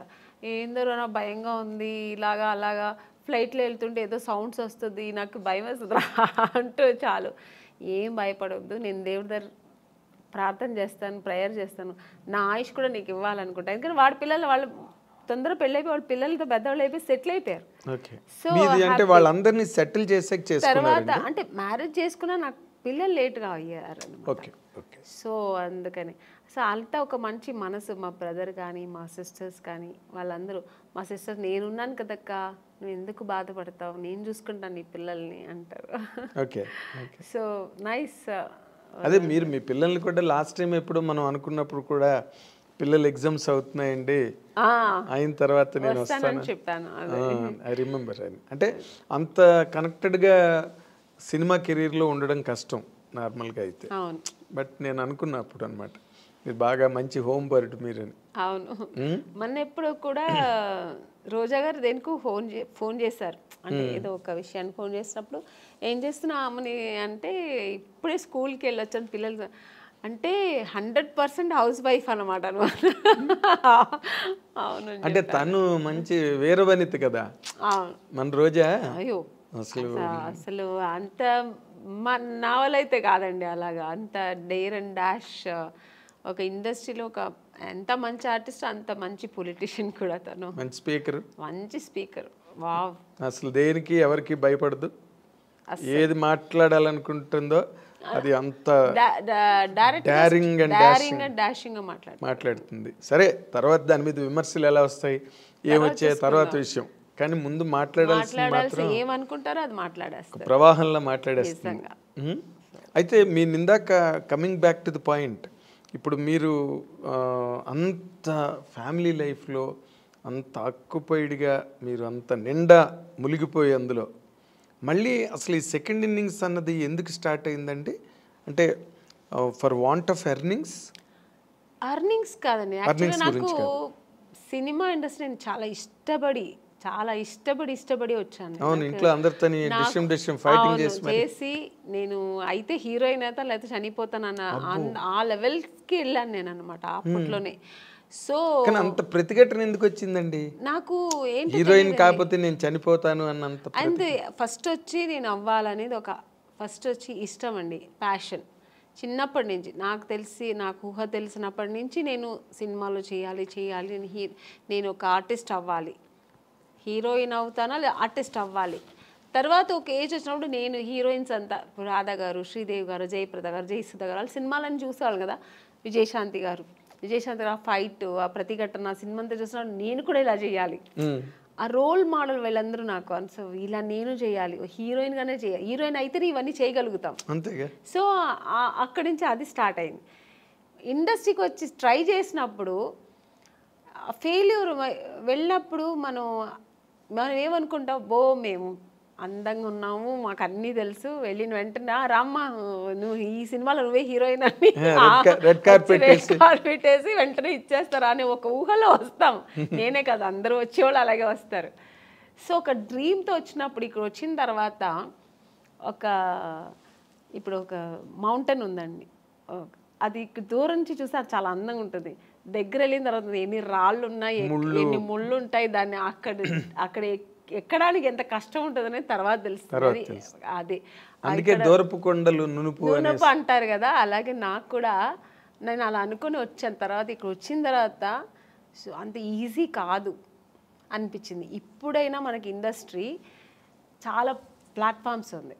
ఒకవేళ హీరోయిన్ అవ్వలేదు, ఒక 4-5 సినిమాలు ట్రై చేసాం, దొరకలేదు అనుకోండి, ఓకే లేకపోతే ఏంటి మనం ఏదో చేసుకుందాం, యాంకర్ అవ్వచ్చు, దాంట్లో ట్రై చేయొచ్చు, సీరియల్ హీరోయిన్ అయిపోవచ్చు, చాలా ఉన్నాయి ఇప్పుడు మనకు ఆప్షన్స్ ఎక్కువ ఉన్నాయి, మోడలింగ్ చేయొచ్చు, దానికి తగినట్టుగా మనం మన బాడీని చేసుకుని మోడలింగ్ చేయొచ్చు, ఇలా చాలా ఆప్షన్స్ ఉన్నాయి. మెయిన్ వచ్చినప్పుడు ఇండస్ట్రీ ఓన్లీ హీరోయిన్ చేయాలి, లేదంటే సిస్టర్ రోల్, మదర్ రోల్, ఆ ఏజ్లో సిస్టర్ రోల్, లేదంటే ఫ్రెండ్స్ రోల్, ఇలాంటి తప్ప ఆప్షన్ లేదు, ఇంటికి వెళ్ళిపోవాల్సిందే. నాకేమో అది ఇష్టం లేదు, నేను చేస్తే హీరోయినే చేయాలి. అలాంటప్పుడు ఎన్ని కష్టాలు నేను ఎదుర్కోవాల్సి వస్తుంది. అవును, మనం కండిషన్స్ పెట్టుకుంటే కష్టాలే. సో అది అప్పుడు అసలు ఎక్కువ కష్టాలు ఫేస్ చేశారండి బిగినింగ్ లో? తప్పకుండా అండి, ఎందుకంటే నాకు చెన్నైలో ఎక్కువ తమిళ్ ఇండస్ట్రీలోనే ఎక్కువ నేను ట్రై చేశాను. నాకు అప్పుడు తెలుగు టచ్ లేదనమాట. అక్కడ తమిళ్లో ట్రై చేసేటప్పుడు మా నాన్నగారు ఫ్రెండ్, ఫ్యామిలీ ఫ్రెండ్, ఆయనకు కూడా తమిళే తెలుసు, ఆయనకి తమిళ్ అతనే ఆయన కాబట్టి తమిళ్ ఇండస్ట్రీకే ఆయన నన్ను చుట్టి తీసుకెళ్ళేవారు అనమాట, కంపెనీస్ అక్కడ ఉన్నారు ఎల్లమ్మ అక్కడ. సో ఇవన్నీ అక్కడ ఫేస్ చేశాను. బట్ నేను తెలుగులో ఫేస్ చేయలేదు, డైరెక్ట్ హీరోయిన్ అయిపోయాను. నేను అనుకొని వచ్చాను కదా, అది ఇక్కడ దొరికింది. అక్కడ చాలా కష్టమైంది. అంటే ఇక్కడ వచ్చేప్పటికి చాలా ఎక్స్పీరియన్స్ అయింది నాకు. అంటే అక్కడ ఒక ఎస్టాబ్లిష్డ్ పొజిషన్కి వచ్చాక కదా ఇక్కడికి వచ్చాను. అక్కడ ఎస్టాబ్లిష్ అవ్వలేదు, చేస్తున్నప్పుడే అంటే హీరోయిన్ ఛాన్స్ దొరికింది. నేను పడిన కష్టాలకి హీరోయిన్ ఛాన్స్ దొరికింది. బట్ నేను 100% అక్కడ సక్సెస్ అవ్వలేదు. ఇక్కడ సక్సెస్ అయ్యాను. అంటే పడిన కష్టాలు అంటే ఇప్పుడు రకరకాలుగా ఉంటాయండి కష్టాలు అన్నది. కష్టం అంటే నా ఇది ఏంటంటే నేను చేసిన ట్రావెల్ ఎలాగంటే వెళ్ళిన వెంటనే ఫొటోస్ చూసేవారండి. అప్పుడంతా ఎక్కువ ఫొటోస్, ఆల్బమ్స్ అవన్నీ ఫొటోస్ చూసి చాలా బాగుంది అమ్మాయిని వెంటనే రమ్మనని వాళ్ళు వెళ్ళి చూసిన వెంటనే ఈ అమ్మాయి ఎక్కడో వాళ్ళ ఫేస్ ఎక్స్ప్రెషన్స్ మారిపోయేది. వాళ్ళు ఏదో హై ఎక్కడో ఒక ఫుల్ దీంట్లో ఉంటారు, ప్లెడ్జ్లో ఉంటారు. ఈ అమ్మాయి ఇంత అందంగా ఉంటే ఇంక డైరెక్ట్గా ఎంత ఉంటుందో అనుకొని ఒక ఊహలో ఉంటారు. నన్ను చూసిన వెంటనే మేము కొంచెం అంత నార్త్ ఇండియన్ కలర్స్ కాదు, హైట్ ఉన్నాం కానీ నార్త్ ఇండియన్ కలర్ కాదు. మెయిన్ ఆ కలర్ కాంప్లెక్షన్ కదండి ఫస్ట్ మీకు లుక్ ఏమిస్తుందంటే ఆ కలర్ కాంప్లెక్షన్ చూసిన వెంటనే బాగుంది అనేది అనిపించేది. అక్కడ నేను ఫెయిలియర్ అయ్యేదాన్ని చూసిన వెంటనే. కలర్ దెబ్బ కొట్టింది మిమ్మల్ని. ఇంకొకటి మీరు చెప్పినట్టు ఇప్పుడు ఆ స్పీకింగ్ మనం చూసిన కొంతమంది పడపడని మాట్లాడేస్తారు. నేను కొంచెం అలా మాట్లాడను, రిజర్వ్డ్గా ఉంటాను. నమస్తే కూర్చుంటా అడిగిన దానికి ఆన్సర్ అంతే, ఎక్స్ట్రా మాట్లాడడం నేను మాట్లాడను కూడా. అది ఎంత వాళ్ళకింటే అమ్మాయి నిజంగానే యాక్టింగ్ చేస్తుందా క్యారెక్టర్ అని ఎక్కడో వాళ్ళకి ఏదో ఫీల్ అయ్యేవారు. సార్ చెప్పి పంపిస్తాం అనేవారు. ఇలా ప్రతి కంపెనీలో జరుగుతుంది. కానీ తమిళ్లో మీరు కలర్ అంటున్నారు, సావిత్రి గారు భయంకరమైన కారు నలుపు, వాణిశ్రీ గారు మామూలు నలుపు కాదు, ఆవిడకి 4 గంటలు 5 గంటలు మేకప్ చేసేవారు వాణిశ్రీ గారు. కరెక్టే అండి, మీరు చెప్పేది కరెక్టే. బట్ నేను వచ్చేప్పటికి ట్రెండ్ చాలా మారింది. అంత అప్పుడు ఉన్నంత ఇప్పుడు సావిత్రి గారు అప్పుడు ఎంత లావు ఉన్నవారు, బట్ చక్కగా ఫేస్ అందంగా ఉంటే ఓన్లీ ఆ ఫేస్ చూసేవారు అనమాట. మీకు ఆ స్ట్రక్చర్ చూసేవాళ్ళు కాదు.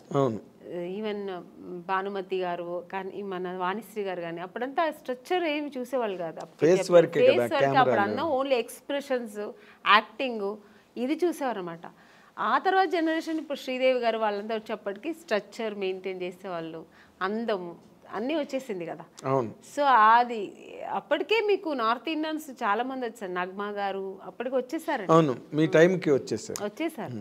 సో అక్కడ అదే వచ్చింది. ఖుష్బూ గారు వీళ్ళందరూ ఇక్కడ ఎంటర్ అయిపోయారండి. అప్పటికి వాళ్ళంతా వచ్చి ఇక్కడ అప్పుడు సామ్రాజ్యం ఏలుతున్నారు. ఆ టైంలో నేను ఎంటర్ అయ్యాను. అప్పుడు ఎలా ఉంటుంది చెప్పండి.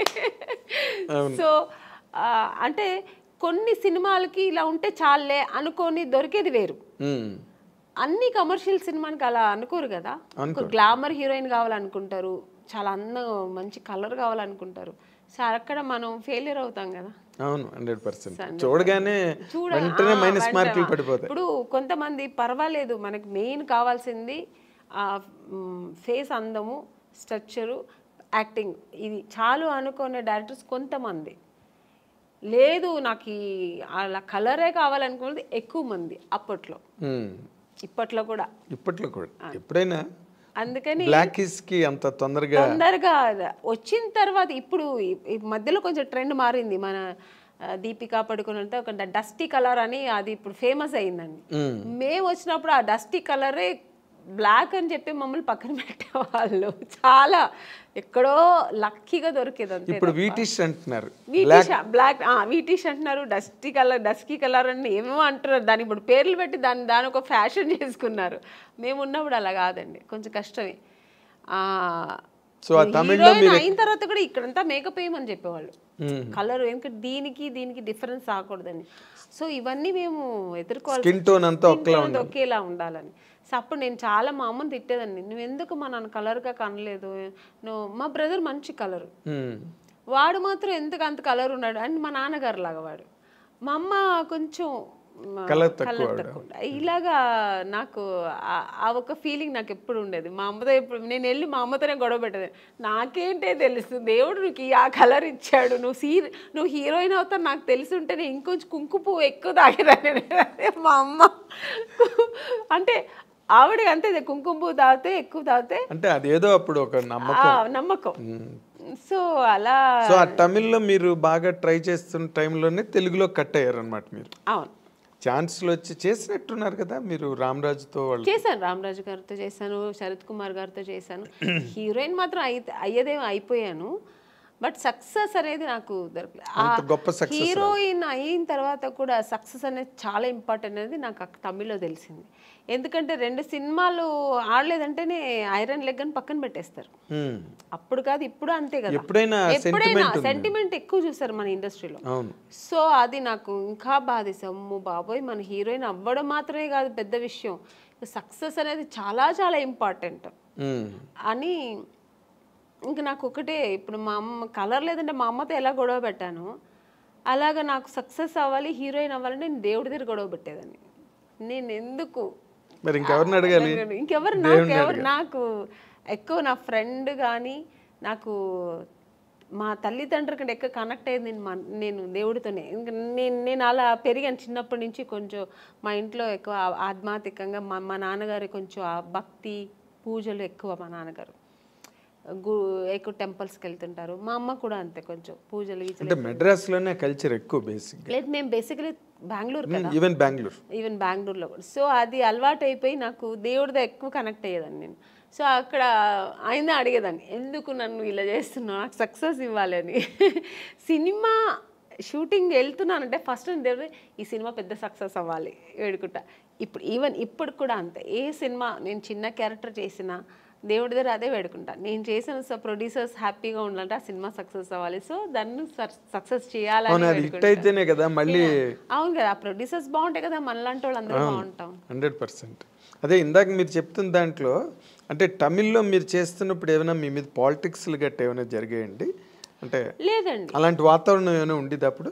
నాకు అలాంటి వాతావరణం ఎక్కడా లేవు. వచ్చాయి ఇప్పుడు పెద్ద పెద్ద కంపెనీలు ఎక్కడ నాకు రాలేదు. ఎందుకంటే మీరు గరగట్ గోపన్న సినిమాలో ఫస్ట్ బుక్ అయింది, అది వచ్చి అలా జరిగింది. తర్వాత దేవికి గారి అమ్మాయి కనక దానిలోకి వచ్చింది. యాక్చువల్గా కరకట్టకారంలో నా ఫొటోస్ వెళ్ళి ఫస్ట్ సెలెక్ట్ అయిపోయానండి.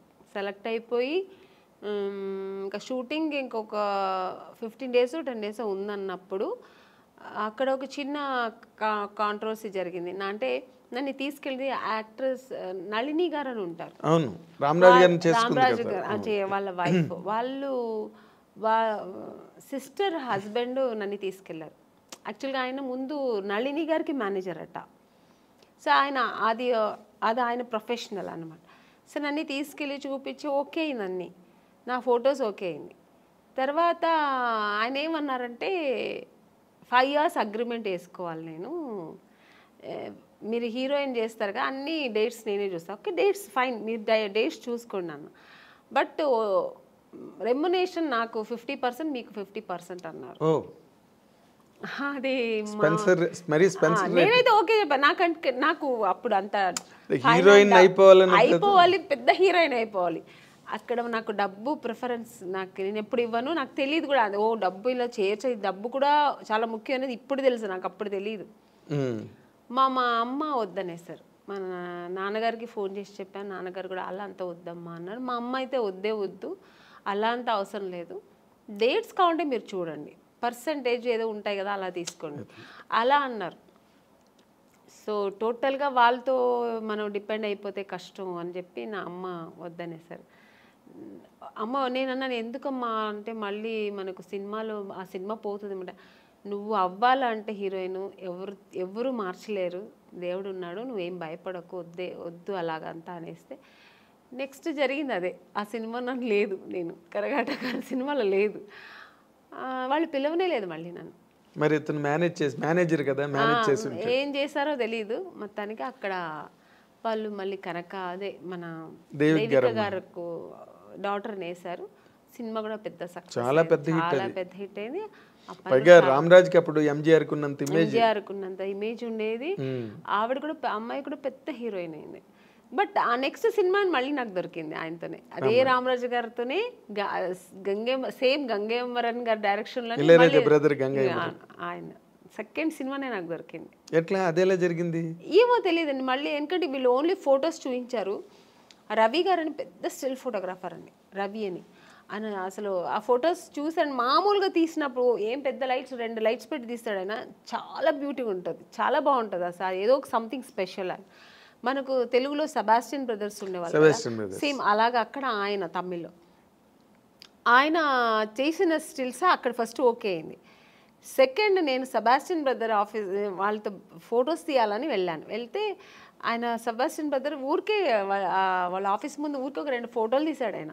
ఇవేం మేకప్ లేదు, మామూలుగా నేను వెళ్ళాను, ఫొటోస్ తీస్తే ఆ ఫోటో నాకు ఇచ్చారనమాట. అది ఎవరు చూసినా అమలా గారులా ఉన్నారు, ఇలా ఉన్నారు, అలా అంటే ఒక ఆర్టిస్ట్లా ఉండేది. మేకప్ లేదు, ఏమీ లేదు, చాలా బాగుండింది, ఇంత బ్యూటీ ఉండింది. ఆ ఫొటోస్ ఎలాగో మేనేజర్ తీసుకెళ్ళి గంగేంబ్రన్ వాళ్ళకి, మీకు తమిళ్లో ఎక్కువ కొంచెం న్యాచురల్ ఇష్టపడతారు, అవును అవును, ఓవర్ మేకప్ కలర్ మేకప్లు కూడా ఎక్కువ ఉండదు. ఆయనకి చాలా నచ్చింది ఆ ఫోటో. మళ్ళీ ఆ అమ్మాయి ఈ అమ్మాయి అనుకున్నారా లేదు ఏమి జరిగిందో ఆ ఫోటో చూస్తే ఆయన వెంటనే పిలిచి మాట్లాడి ఆ సినిమాకు అవకాశం ఇచ్చారు హీరోయిన్గా. సో అక్కడ హీరోయిన్ అయిన తర్వాత ఇక్కడికి వచ్చారు? అవును, హీరోయిన్ చేస్తున్నాను, అది ఇంకా సగంలో ఉంది షూట్. ఆ సగం అవుతున్నప్పుడు మళ్ళీ ఇంకో సినిమా, ఇప్పుడు మామూలుగా గంగేమ్రాన్ గారి సినిమా పెద్ద బ్యానర్లో రామరాజు గారు పక్కన చేస్తున్నానప్పుడు ఒక 2-3 సినిమాలు నేను అప్పటికే బుక్ అయిపోయాను అక్కడ. సో చేస్తూ ఉన్నప్పుడు నాకు తెలుగులో ఆఫర్ వచ్చింది, ఎవరు మన ఈవి గారు. కానీ నాకు తమిళ్లో ఇంత కష్టపడి ఇంకా తెలుగు ఎంత పెద్ద ఇండస్ట్రీ అప్పట్లో. అవును, ఎప్పుడైనా పెద్ద ఇండస్ట్రీ, ఇప్పుడు ఇప్పుడు అంటే నేనేమంటాను, అప్పుడు ఓన్లీ తెలుగు మాత్రమే పెద్ద ఇండస్ట్రీ.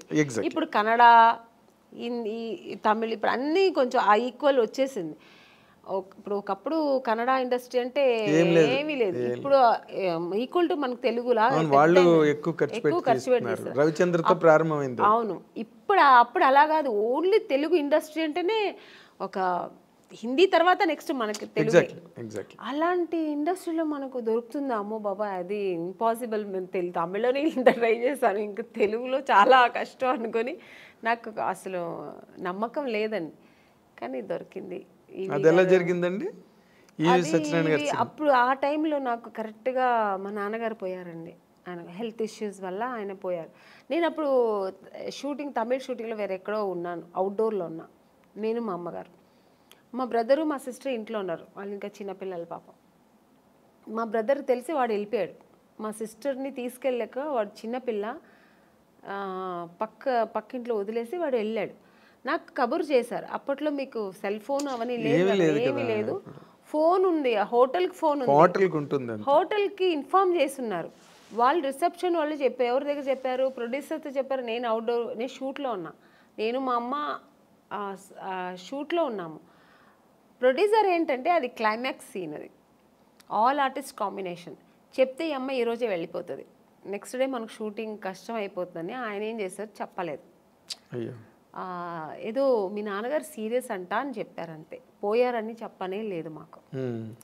నేను సీరియస్ అంటే నాన్నగారు కొంచెం హెల్త్ ఇష్యూస్ ఉంది కదా సార్, అప్పుడు కొంచెం భయపడ్డాను. కానీ సార్ ఏమైందంటే ఫోన్ అక్కడి నుంచి ఇక్కడ బెంగళూరు చేసే మా నాన్నగారు చోటు చేస్తే కనెక్ట్ అవ్వట్లేదు. సరే అని చెప్పి నేనేం చేశాను, నువ్వు నెక్స్ట్ డే మళ్ళీ మా బ్రదర్ ఫోన్ చేసి కొంచెం ఏదో ప్రెషర్ ఇచ్చినప్పుడు నెక్స్ట్ డే మార్నింగ్ చెప్తున్నాడు ఆయన, ఇలా నాన్నగారు ప్రాబ్లం ఉన్నారు, పోయారు అన్నట్టుగా. ఇంకా అంతే, నేను ఇంకా నిలవలేదు, ఆగలేదు. ఈవినింగ్ ఫ్లైట్కి బయలుదేరి వచ్చాము. చెన్నై డైరెక్ట్ బెంగళూరుకి వెళ్ళలేదు, చెన్నైకి వచ్చి వెళ్దాము అని వచ్చే లోపల ఇక్కడ మా బ్రదరు వాడు ఫినిష్ చేసుకుని వచ్చేసాడు. అప్పటికి నాన్నగారు అన్ని కార్యాలు చేసుకుని ఇంటికి వచ్చి ఆడ అక్కడ వస్తున్నాడు, మేము వస్తున్నాం. నాకు అసలు తెలియదు కదా, బయలుదేరప్పుడు చెప్తున్నారు వాళ్ళు. అదే మీ సినిమా యాక్టర్స్ జీవితంలో ఇలాంటి డ్రామాటిక్ సిచ్యువేషన్స్ అది నేను ఎప్పుడు మర్చిపోలేని సిచ్యువేషన్. ఎందుకంటే వాళ్ళు ఏం అనలేదు, ఎందుకంటే వాళ్ళ సిచ్యువేషన్ ఏంటంటే నేను కొత్త అమ్మాయి, వాళ్ళు చెప్తే ఈ అమ్మాయికి వెళ్ళిపోతే ఈ అమ్మాయి కోసం పెద్ద పెద్ద ఆర్టిస్ట్ అందరూ కాంబినేషన్ మిస్ అవుతుంది, వాళ్ళ ప్రాబ్లమ్స్. అది నా ప్రాబ్లం ఏంటి, మా నాన్నగారు పోయారు, నాకు తెలియదు విషయం. ఇలా ఒక సిచ్యువేషన్ నేను అలా అప్పుడు ఎదుర్కోవాల్సి వచ్చింది. వచ్చిన తర్వాత ఏడుపులే, ఇంకా నేను వెళ్ళలే మళ్ళీ బెంగళూరు. ఇంకా నాన్నగారు పోయింది, నాన్నగారిని చూడలేదు, ఇంకేముందని ఏడుస్తూ కూర్చుంటే నెక్స్ట్ డేనే వచ్చారు నాకు. ఆ టైంలో వచ్చింది ఆఫర్, మేడం ఇలా నేను ఊర్లో ఉన్నప్పుడే ఫోన్ చేశారు వాళ్ళు, ఇలా ఉంది అని చెప్పి ఫోన్ చేసి హోటల్కి ఫోన్ చేసి చెప్తే వస్తామండి, ఇట్లా వచ్చిన నేను కలుద్దామన్నా. నాన్నగారు విషయం జరిగిన తర్వాత నేను టోటల్గా మర్చిపోయాను. లేదండి నేను రాలేదు, మా నాన్నగారు వెళ్ళిపోయారు, మనసు బాగాలేదు, పైగా ఇప్పుడు చాలా డల్గా ఉన్నాను, మామూలుగా మంచిగా వచ్చినప్పుడే నన్ను సెలెక్ట్ అవును, ఇంక ఈ టైంలో నేను సెలెక్ట్ అవుతామని మనసులో నేను అనుకుని నేను రానండి, ఇప్పుడు బాగుండేది కూడా వస్తే, నా ఫేస్ వేరే డల్గా ఏడ్చి అని చెప్పా. లేదమ్మా డైరెక్ట్ గారు ఫొటోస్ చూసి చాలా, ఫొటోస్ ఎప్పుడు బాగానే ఉందంటారండి, డైరెక్ట్గా చూస్తే వద్దంటారు ఎందుకు, ఫస్ట్ మళ్ళీ తెలుగులో మంచి ఆఫర్ మళ్ళీ అక్కడ నుంచి ఫెయిల్యూర్ అయింది తెలుసా, నాకు ఇది జరిగేది ఇదే, ఎందుకు మళ్ళీ వచ్చి వేస్ట్గా ట్రై చేయడం ఎందుకు, పైగా అంతకంటే మెయిన్ మా నాన్నగారు పోయారు, నాకు ఆ టైంలో అవేమి నాకు గుర్తు వెళ్ళాలి పోవాలని. మా అమ్మ ఏం చెప్పారంటే నువ్వు వెళ్ళమ్మా, ఎందుకు పిలుస్తున్నారు, నాన్నగారు బ్లెస్సింగ్స్ ఉంటుంది, సినిమా దొరుకుతుంది, ఏం అలా అనుకోకు, వెళ్ళు నువ్వు డ్రెస్ అవ్వు అని చెప్తే అప్పటికప్పుడు వెళ్ళి డ్రెస్ అప్ అయ్యి వెళ్ళాను. బట్ డైరెక్టర్ గారు ఈవీ గారికి చెప్పారు, వీళ్ళు నాన్నగారు పోయారు, అమ్మాయి పాప చాలా ఇబ్బందిలో ఉంది, డిప్రెషన్లో ఉందంటే వచ్చిందరు చూసారు.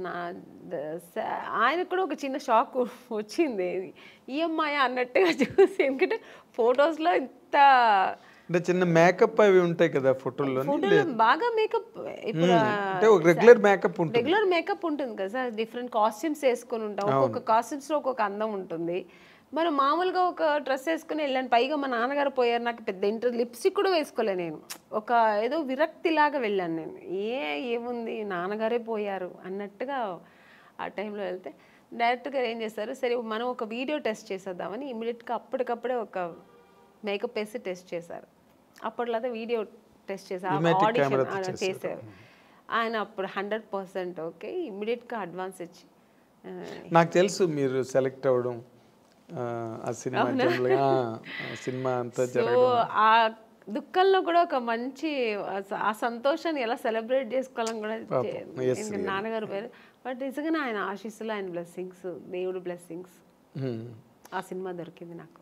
సినిమా అది కూడా మంచి హిట్ అయింది కూడా. అక్కడి నుంచి నా లైఫ్ తమిళకి దూరం అయిపోయాను, ఇంకా అటు చూడలేదు, ఇంకా ఫుల్ నా తెలుగు ఇండస్ట్రీలో స్థిరపడడం, ఇంకా తెలుగు ప్రేక్షకులు దీని దగ్గర అవ్వడం, మంచి సినిమాలు చేయడం. జమ్ములకి పంపిన తర్వాత ఇమీడియట్ గా మీకు ఆఫర్లు అవి ఎలాగ వచ్చాయండి? చేస్తున్నప్పుడే రేపటి రౌడీని ఒక సినిమా చేశాను, తమిళ్లో రెహమాన్ అని ఒక హీరో ఉంటారు, రఘు లక్ష్మి గారు దాంట్లో లీడ్ రోల్ చేశారు, నాకు అత్తగారు రోల్, అలా మంచి క్యారెక్టర్, అందులో కూడా హీరోయిన్ రోల్. సో ఆ సినిమా చేసిన, ఈ సినిమా రిలీజ్ అయిన తర్వాత ఆ సినిమా రిలీజ్ అయింది, బట్ యావరేజ్ పోయింది. తర్వాత మిస్టర్ పెళ్ళాం ఇలాగా, ఇంకా అక్కడి నుంచి మొత్తం మిస్టర్ పెళ్ళాం రిలీజ్ అయిన తర్వాత అవార్డు వచ్చింది అనుకోకుండా, ఒక మంచి ఆర్టిస్ట్, చాలా పెద్ద హీరోయిన్ అయిపోయారు మీరు మిస్టర్ పెళ్ళాం తర్వాత. ఎందుకంటే ఆ సినిమా హిట్ అవడం, రాజేంద్ర ప్రసాద్ గారి కాంబినేషన్, అవతల బాపు గారు డైరెక్టర్. సో అక్కడి నుంచి నాకు నా లైఫ్ కెరియర్ టోటల్గా నేను అనుకున్నది అలా జరిగిందనమాట. అదే నాన్నగారే చూడలేకపోయాను. ఆ టైంలో మా నాన్నగారు నేను హీరోయిన్ అవ్వాలని నాన్నగారు వద్దన్నారు. తర్వాత నాన్నగారు లేదు నువ్వు చేస్తావు, నీకు ఆ కెపాసిటీ ఉంది, నీకు ఇంట్రెస్ట్ ఉంది అని నాన్నగారు అప్రోచ్ చేసినప్పుడేమో నాన్నగారు లేరు చూడ్డానికి. అదన్నీ కొంచెం ఆ టైంలో బాధ అనిపించింది. తర్వాత ఇంకా బాధపడడానికి కూడా టైం లేదు, ఆలోచనలే. ఆయన బ్లెస్సింగ్స్ అలాగే ఉంది, దేవుడి బ్లెస్సింగ్స్తో నేను అలా ట్రావెల్ అయ్యాను. కానీ గొప్ప విషయం అంటే గొప్ప విషయం అని కాదు, but you have to tell that ఇండస్ట్రీలో అడుగుపెట్టినప్పటికీ అసలు బొమ్మల కొలువులా ఉన్నారు హీరోయిన్స్ అందరూ. ఎంతమంది ఉండాలో సినిమా ఇండస్ట్రీలో అంత ఆ నెంబర్ ఆఫ్ హీరోయిన్స్ మళ్ళీ రిపీట్ అవ్వలేదండి, అంత నెంబర్. నాకు తెలియదండి. You can just think. ఓ పక్కన శ్రీదేవి గారి దగ్గర నుంచి మొదలెడితే విజయశాంతి గారు, రాధ, సుహాసిని, భానుప్రియ, మనోచిత్ర అని ఇంకో హీరోయిన్, వరుస హీరోయిన్లు. ఇంకొంచెం ముందుకు వస్తే సౌందర్య, నగ్మ, రోజా, కనక అవతల తమిళ్లో. ఇలాగా ఒక మినిమం ఒక 25 మంది హీరోయిన్స్ బెంగళూరు నుంచి కానీ, తమిళ్, తెలుగు.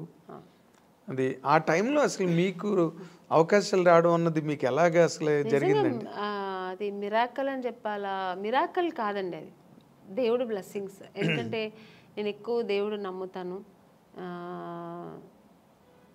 జాతకాలు కూడా నమ్ముతారు? లేదండి, జాతకాలంతా నేను నమ్మను. నాకు ఒక్కటి దేవుడు లేకుండా ఏమీ జరగదు, ఆయన అనుకుంటేనే అన్ని జరుగుతుంది అని ఒక నమ్మకం ఎక్కువ, భగవంతుడి మీద ఎక్కువ నమ్మకం.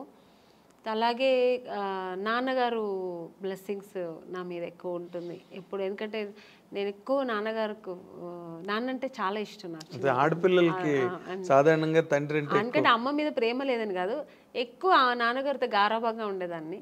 సో అందుకని ఫస్ట్ హీరో నాన్నే కదా ఆడపిల్ల. అందుకని ఇప్పుడు మా నాన్నగారికి ఇంట్లో ఉన్నప్పుడు ఆయనకి దీపం పెట్టకుండా ఉన్నాను, రోజు ఆయనకి దీపం పెడతాను. దేవుడికి అంతే, ఆయన ప్రార్థన లేకుండా ఒక్కరోజు కూడా ఉండదు. పూజ ఒకవేళ చేయకపోయినా దేవుడిని తలుచుకోకుండా ఒక్క రోజు కూడా ఉన్నాను. సో ఆ దేవుడు బ్లెస్సింగ్స్ నాకు ఎక్కువ అని నేను అనుకుంటున్నా, నా నమ్మకం అది. మీ టాలెంట్ కాదు, సెకండ్ అది. ఇప్పుడు నాలాగా టాలెంట్ ఎంతమందికి లేదండి. ఎవరు వచ్చేప్పుడు టాలెంట్తోనే వస్తారు. చాలా టాలెంట్ చేసుకుని నేను చెయ్యాలి, బాగా చేయాలి అని ఒక అంబిషన్తో వస్తారు. అందరూ సక్సెస్ అవ్వరు కదా. అవును, అది కరెక్ట్. డెస్టినీ అన్నది ఒకటి ఉంటుంది. అది సక్సెస్ అవ్వాలంటే దేవుడి బ్లెస్సింగ్స్ లేకపోతే ఇంపాసిబుల్ అని నా నమ్మకం. నేను అందరినీ అనట్లేదు, నా నమ్మకం అయితే అది. అదేలేండి. అయితే ఇప్పుడు మీరు జరగదేమో అనేది కూడా జరిగిపోతుంది అనేది దేవుడిని ప్రార్థిస్తే జరుగుతుంది అనే నమ్మకం నాకు. ఒక నమ్మకం, మీకు ఒక నమ్మకం. అయితే ఇప్పుడు మీరు ఇందాక చెప్పినట్టుగా ఇంతమంది హీరోయిన్లు, పెద్ద సర్కిల్ ఆఫ్ హీరోయిన్స్ మధ్యలో ఆమని గారు కెరీర్ స్టార్ట్ అయినప్పుడు కానీ మీరు చెప్పినప్పుడు మీనా, రోజా గారు, అవును, రమ్యకృష్ణ గారు, సౌందర్య వీళ్ళందరూ మీరు చూస్తే ఎంత పెద్ద పెద్ద హీరోయిన్స్ మధ్యలో నేను కూడా ఉన్నానంటే అది ఓన్లీ నా టాలెంట్ ఒకటే కాదు, దేవుడి బ్లెస్సింగ్స్ కూడా. నేను కూడా అంటే అసలు వాళ్ళకి వచ్చిన కన్నా మంచి మాస్టర్ పీస్ ఇట్లు మీకు వచ్చాయి. ఒక మిస్టర్ పెళ్ళం కానీ, ఒక శుభలగ్నం, మంచి క్యారెక్టర్స్ చేశాను నేను. స్టార్డమ్ అనేది పక్కన పెడితే పెద్ద పెద్ద స్టార్స్ నేను చేయకపోయి ఉండొచ్చు, బట్ మంచి మంచి డైరెక్టర్స్, పెద్ద పెద్ద స్టార్ డైరెక్టర్స్తో చేశాను. అవును, అంటే బాపు గారు పేరు చెప్తేనే తెలియని ఎవరు ఉంటారు. బాపు గారి సినిమానా, పైగా ఆయన సినిమాల్లో హీరోయిన్స్ బాగా ఫ్రేముల్ లాగా గీసి మరి అందంగా చూపిస్తారు. అందరు లేని వాళ్ళు కూడా అందంగా చూపిస్తారు అది ఆయన అన్నమాట. అలాగే కె విశ్వనాథ్ గారు, కె రాఘవేంద్రరావు గారు, దాసనారాయణరావు గారు, కృష్ణారెడ్డి గారు, ఇలాంటి వాళ్ళు డైరెక్టర్స్ అంతా చేసే అవకాశం, మంచి మంచి క్యారెక్టర్స్ చేసే అవకాశం, అది నా గాడ్ గ్రేస్. అదే ఇందాక ఇప్పుడు మీరు ఇంతమంది హీరోయిన్ లిస్ట్లో మీకు బాగా క్లోజ్ ఫ్రెండ్స్ అని చెప్పుకునే వాళ్ళు ఎవరండి? నాకు ఎందుకంటే మీకు ఆ ఫ్రెండ్షిప్ అన్న యాంగిల్ చాలా తక్కువ. అవునండి, నేను ఎక్కువ ఫ్రెండ్స్ ఎక్కువ మెయింటైన్ కాదు, నేను ఎవరితో ఎక్కువ మాట్లాడను కాబట్టి మూవ్ అవ్వను. సో అందుకని నేను ఎక్కువ అలా మూవ్ అయ్యి మాట్లాడే ఒక హీరోయిన్ సౌందర్య గారు. ఎందుకంటే అది ఎలా కనెక్ట్ అయ్యానంటే, అమ్మాయి బెంగళూరు, నేను బెంగళూరు. సో ఇద్దరు బెంగళూరు బాలికలు. తర్వాత ఆ టైంలో మేము దగ్గర 3-4-5 పిక్చర్స్ కలిసి చేసాం మేము. సో చేసినప్పుడు అన్నా చెల్లెలు, అమ్మ దొంగ ఇలా చేసామన్నమాట. అది చేసినప్పుడు మేమిద్దరు ఆల్మోస్ట్ మా కాంబినేషన్ ఉండేది. ఇద్దరు పక్కన కూర్చొని, ఆ అమ్మాయి కూడా ఒక కిడ్ లాగే, ఇంకా వేరే ఏమి ఉండదు ఆలోచన. మా కన్నడ సినిమా సాంగ్స్ పాడుకుని, ఆ కన్నడ మాట్లాడడం అనేది అమ్మాయికి నా మీద ఎక్కువ ప్రేమ వచ్చేసింది, నాకు ఆ అమ్మాయి మీద ప్రేమ వచ్చింది. కన్నడ సాంగ్స్ మాట్లాడడం ఇలా కనెక్ట్ అయ్యాం అనమాట. అయ్యి అలాగా తన పర్సనల్స్ నాకు చెప్పుకోవడం, నా పర్సనల్స్ అమ్మాయి చెప్పుకోవడం. ఆఫ్టర్ నేను మ్యారేజ్ చేసుకున్న తర్వాత వాళ్ళ అమ్మగారు ఫోన్ చేసి, ఎలా ఉన్నావు అమ్మని, ఇంత బిజీగా ఉన్నావు, ఎలా ఇంట్లో కూర్చున్నావు అనేవారు. ఆ అమ్మాయి కూడా నన్ను షూటింగ్ స్పాట్కి రమ్మని పిలిచేది. తను ఓన్ సినిమా తీశారు వాళ్ళ బ్యానర్లో. అప్పుడు ఇక్కడ బ్రదర్ అమరు, అవును, రామని నాకు బోర్ కొడుతుంది, ఒంటరిగా ఉన్నాను అని ఎక్కడో మైసూర్ దగ్గర సోమనాథ్పూర్ అని షూటింగ్లో నేను వెళ్ళలేకపోయాను, వస్తానని చెప్పాను. సో అలా చాలా దగ్గర ఉండింది. ఆఫ్టర్ మ్యారేజ్ తర్వాత కూడా నేను ఫ్రెండ్షిప్ కంటిన్యూ అయిందంటే ఒక సౌందర్య. తన నాన్నగారు పోయినప్పుడు కూడా నాకు ఫోన్ చేసి ఓన్లీ ఏడ్ చేసి, నువ్వు ఇప్పుడు రా, నేను కలవాలి, నీతో మాట్లాడాలి నేను అంటే. టైం అప్పుడు 10 o'clock అయిపోయింది, నేను షూట్ చేసుకుని వచ్చాను హైదరాబాద్లోనే. తను ప్రశాంత్ కుటీర్లో ఉంది, నేను హోటల్లో ఉన్నాను. నేను కూడా ఏదో హోటల్లో ఉన్నాను. చెప్పేదాన్ని వెంటనే కారు వేసుకుని వచ్చాను అనమాట ప్రశాంత్ కుటీర్. వస్తే కూర్చొని ఎందుకంటే అమ్మాయి సెంటిమెంట్గా ప్రశాంత్ కుటీర్ చాలా ఎంత పెద్ద హీరోయిన్ ప్రశాంత్ కుటీర్లో ఉండేది. మేమందరూ కూడా ఒక స్టేజ్ వచ్చిన తర్వాత హోటల్స్ మారాము. అమ్మాయికి అసలు మారలేదు, ఆ రూమ్ మారలేదు, ఆ ప్రశాంత్ కుటీర్ని వదలలేదు. అంతా వెజిటేరియన్ ఫుడ్. అవును, ప్రశాంత్ కుటీర్ బాగుంటుంది. అది ఒక ఈ హోమ్లీగా ఇల్లు అట్మాస్ఫియర్ ఉంటుంది. సో అక్కడ వెళ్తే అసలు నన్ను హగ్ చేసుకుని బోర్ని ఏడ్చేసింది చిన్నపిల్లలాగా. మా 4 పిల్లర్స్లో ఒక పిల్లర్ వెళ్ళిపోయారు నాన్నగారు, నేను అమ్మ ముగ్గురే ఉన్నాము. అమ్మని అని ఏడ్చి అన్నాను, ఏదున్నా ధైర్యంగా ఫేస్ చేయాలి, నువ్వు ఏడవ, నేను తనకు ధైర్యం చెప్పింది. అమ్మాయిలాగే కానీ ఆ టైంలో అలా ఒకరికొకరు ఆద్దరు చెప్పుకొని అంత క్లోజ్ ఉండేది అన్నమాట అమ్మాయి. కానీ మరి అమ్మాయి పోయింది అలాగా, అప్పుడు అసలు నేను షూట్లో ఉన్నానండి. అప్పుడు కూడా ఆ టైంలో షూట్లో ఉన్నాను. నేను చెప్తే నేను నమ్మలేదు. సౌందర్యాన్ని వేరే ఎవరైనా చెప్తున్నారు, సౌందర్య ఎలా పోతుందండి, ఎందుకు పోతుంది అన్నాను. అసలు నమ్మలేదు నేను. అసలు ఇలా కెమెరా పెట్టి ఇలా సౌందర్య గారు పోయారంటే ఇంక నేను, నాకు పక్కన మనుషులు ఉన్నారని ఏడ్చేసానండి. ఎవరి దగ్గర ఉందో ఆ క్లిప్పింగ్స్ తెలియదు కానీ చూసారంటే చాలా ఘోరంగా ఉంటుంది. చిన్న పిల్లలాగా ఏడ్చేసాను నేను. నాకు మాటలు రావట్లేదు, నాకు ఒక షాక్ లాగా అయిందనమాట. ఆ అమ్మాయి పోవడం ఏంటి అసలు. ఆ తర్వాత అసలు నేను దేవుడి దగ్గర నిజంగా ఇది ట్రూ అండి, నేనైతే దేవుడి దగ్గర ఒక్కటే వేడుకున్నా, నన్ను తీసుకెళ్ళొచ్చు కదా అమ్మాయిని ఉంచేసి అనిపించింది ఆ టైంలో. అలా ఏడ్చేసాను నేను. సో చాలా మంచి అమ్మాయి కూడా, అమ్మాయి చాలా మంచి అమ్మాయి, పర్సనల్గా అన్ని విషయాల్లో చాలా మంచి అమ్మాయి. ఆ టైంలో అలా ఫీల్ అయ్యాను అనమాట. ఇప్పుడు అమ్మాయిని తలుచుకున్న రోజు ఉండదు నాకు. ఎప్పుడైనా సినిమాలు వస్తే తన సినిమాలు చూస్తుంటే ఏడుపు వచ్చేస్తుంటుంది. నేననే కాదండి, అందరికీ సౌందర్య అంటే చాలా ఇష్టం. ఎందుకంటే అమ్మాయి ఎప్పుడు ఎవరిని ఒక్క మాట కామెంట్ చేయడం కానీ లేకపోతే ఇంకోళ్ళని క్రిటిసైజ్ చేయడం కానీ ఉండదండి. ఆల్మోస్ట్ మీలాగే మీ ఇద్దరు కనుక త్రాసులు వేస్తే అలాగే మంచి మంచి క్యారెక్టర్స్ చేసింది, మంచి ఆర్టిస్ట్, ఒక అమూర్ లాంటి సినిమా చేసింది, మంచి సినిమాలు వేసింది అలా. కానీ అమ్మాయి ఒక మంచి లైఫ్ చూడలేకపోయింది కదా అనిపించింది. వాస్ షీ హ్యాపీ అండి బిఫోర్ మ్యారేజ్ ఆల్సో? హ్యాపీ అండి. అమ్మాయి చల్లిమ యాక్చువల్గా అమ్మాయికి అలా ఉండడం ఇష్టం, సినిమా ఇంట్రెస్ట్ తక్కువ అండి. తను నాన్నగారు చెప్పారని హీరోయిన్ అయింది కానీ తర్వాత తనకి ఇంట్రెస్ట్ వచ్చి తర్వాత చేసింది, అది వేరు. తన ఇష్టం ఏంటంటే మామూలు మన ఒక లైఫ్ ఉంది కదా, మ్యారేజ్ చేసుకోవాలి, మనం మామూలు ఒక సామాన్య మనుషులాగా ఉండాలని, హౌస్ వైఫ్ లాగా మన అందరిలా ఉండాలని చాలా ఇష్టపడేది నాకు తెలుసు అమ్మాయి. అలాంటి ఒక లైఫ్ ఆ అమ్మాయి అనుభవించకుండా వెళ్ళిపోయింది. సినిమాలో అంత ఎదిగిన అమ్మాయి ఒక పర్సనల్ లైఫ్ అనుభవించకుండా వెళ్ళిపోయింది అనేది తలుచుకుంటే చాలా బాగా. జగపతి బాబుని చేసుకుంటుందని ఒక టైంలో లేదండి, అసలు ఆ జగపతి బాబు గారికి ఆ థాట్ లేదు. ఆయనకు ఆల్రెడీ మ్యారేజ్ అయ్యి పిల్లలు ఉన్నారు, ఆయన అలా లేదు. జగపతి బాబు గారికి సౌందర్య అంటే రెస్పెక్ట్, అట్ ఎ టైం ఆయనకు చాలా ఇష్టం కూడా అమ్మాయి అంటే. ఆర్టిస్ట్గా మంచి ఆర్టిస్టు, వాళ్ళు బ్యానర్లో చాలా చేసిన సినిమా 2-3 సినిమాలు ఏదో చేసింది అనుకో. సో అంతే తప్ప అలాంటివి లేదు. సౌందర్యకైతే అసలు ఆ థాటే లేదండి, అస్సలు లేదు. మీకు ఆ థాట్ ఉంటే అమ్మాయి, ఎందుకంటే వాళ్ళ అన్నగారు చెప్పిన అమ్మాయి అబ్బాయిని పెళ్లి చేసుకుంటుంది. వాళ్ళ అన్నగారు చెప్పారని అమ్మాయి చేసుకుంది. వాళ్ళ అన్నగారు చెప్పి ఏ మాట, నాన్నగారు ఉన్నంత వరకు నాన్నగారు మాట వినేది. చిన్నపిల్లలాగే అండి వాళ్ళ ఇంట్లో. నెక్స్ట్ అమ్మకి కూతురులాగే ఉండేది తప్ప చెల్లెలాగా ఉండేది కాదు. అమ్మారు ఏం చెప్తే అది వినేది. అలాంటి అన్నప్పుడు ఇంకా జగపతి బాబు గారి మీద అలాంటి అసలు అదంతా ఊరికే ఇండస్ట్రీ అంతా విపరీతంగా మాట్లాడుకున్నారు. లేదండి, చెవిలో పడిందో లేదో నాకు తెలియదు, తెలుసు నాకు కూడా, బట్ లేదు అలాంటి లేదు. ఆ అమ్మాయికి లేదు, జగపతి బాబు గారికి కూడా లేదు అలాంటి. ఆయన అసలు అందరితో బాగా క్లోజ్ గా మాట్లాడతారు, అలాగే ఆ అమ్మాయితో కూడా ఉండేవారు అనమాట. కాకపోతే అంటే ఎక్కువ సినిమాలు కలిసి చేశారు, అందుకని అలా వచ్చింది అది. వాళ్ళిద్దరూ కొంచెం ఒక 4-5 సినిమాలు కలిసి చేశారు ఆ టైంలో. అవును. తర్వాత ఇప్పుడు క్వైట్ కాంట్రాస్ట్ రోజా గారు. అవును, మామూలు ఆటం బాంబు.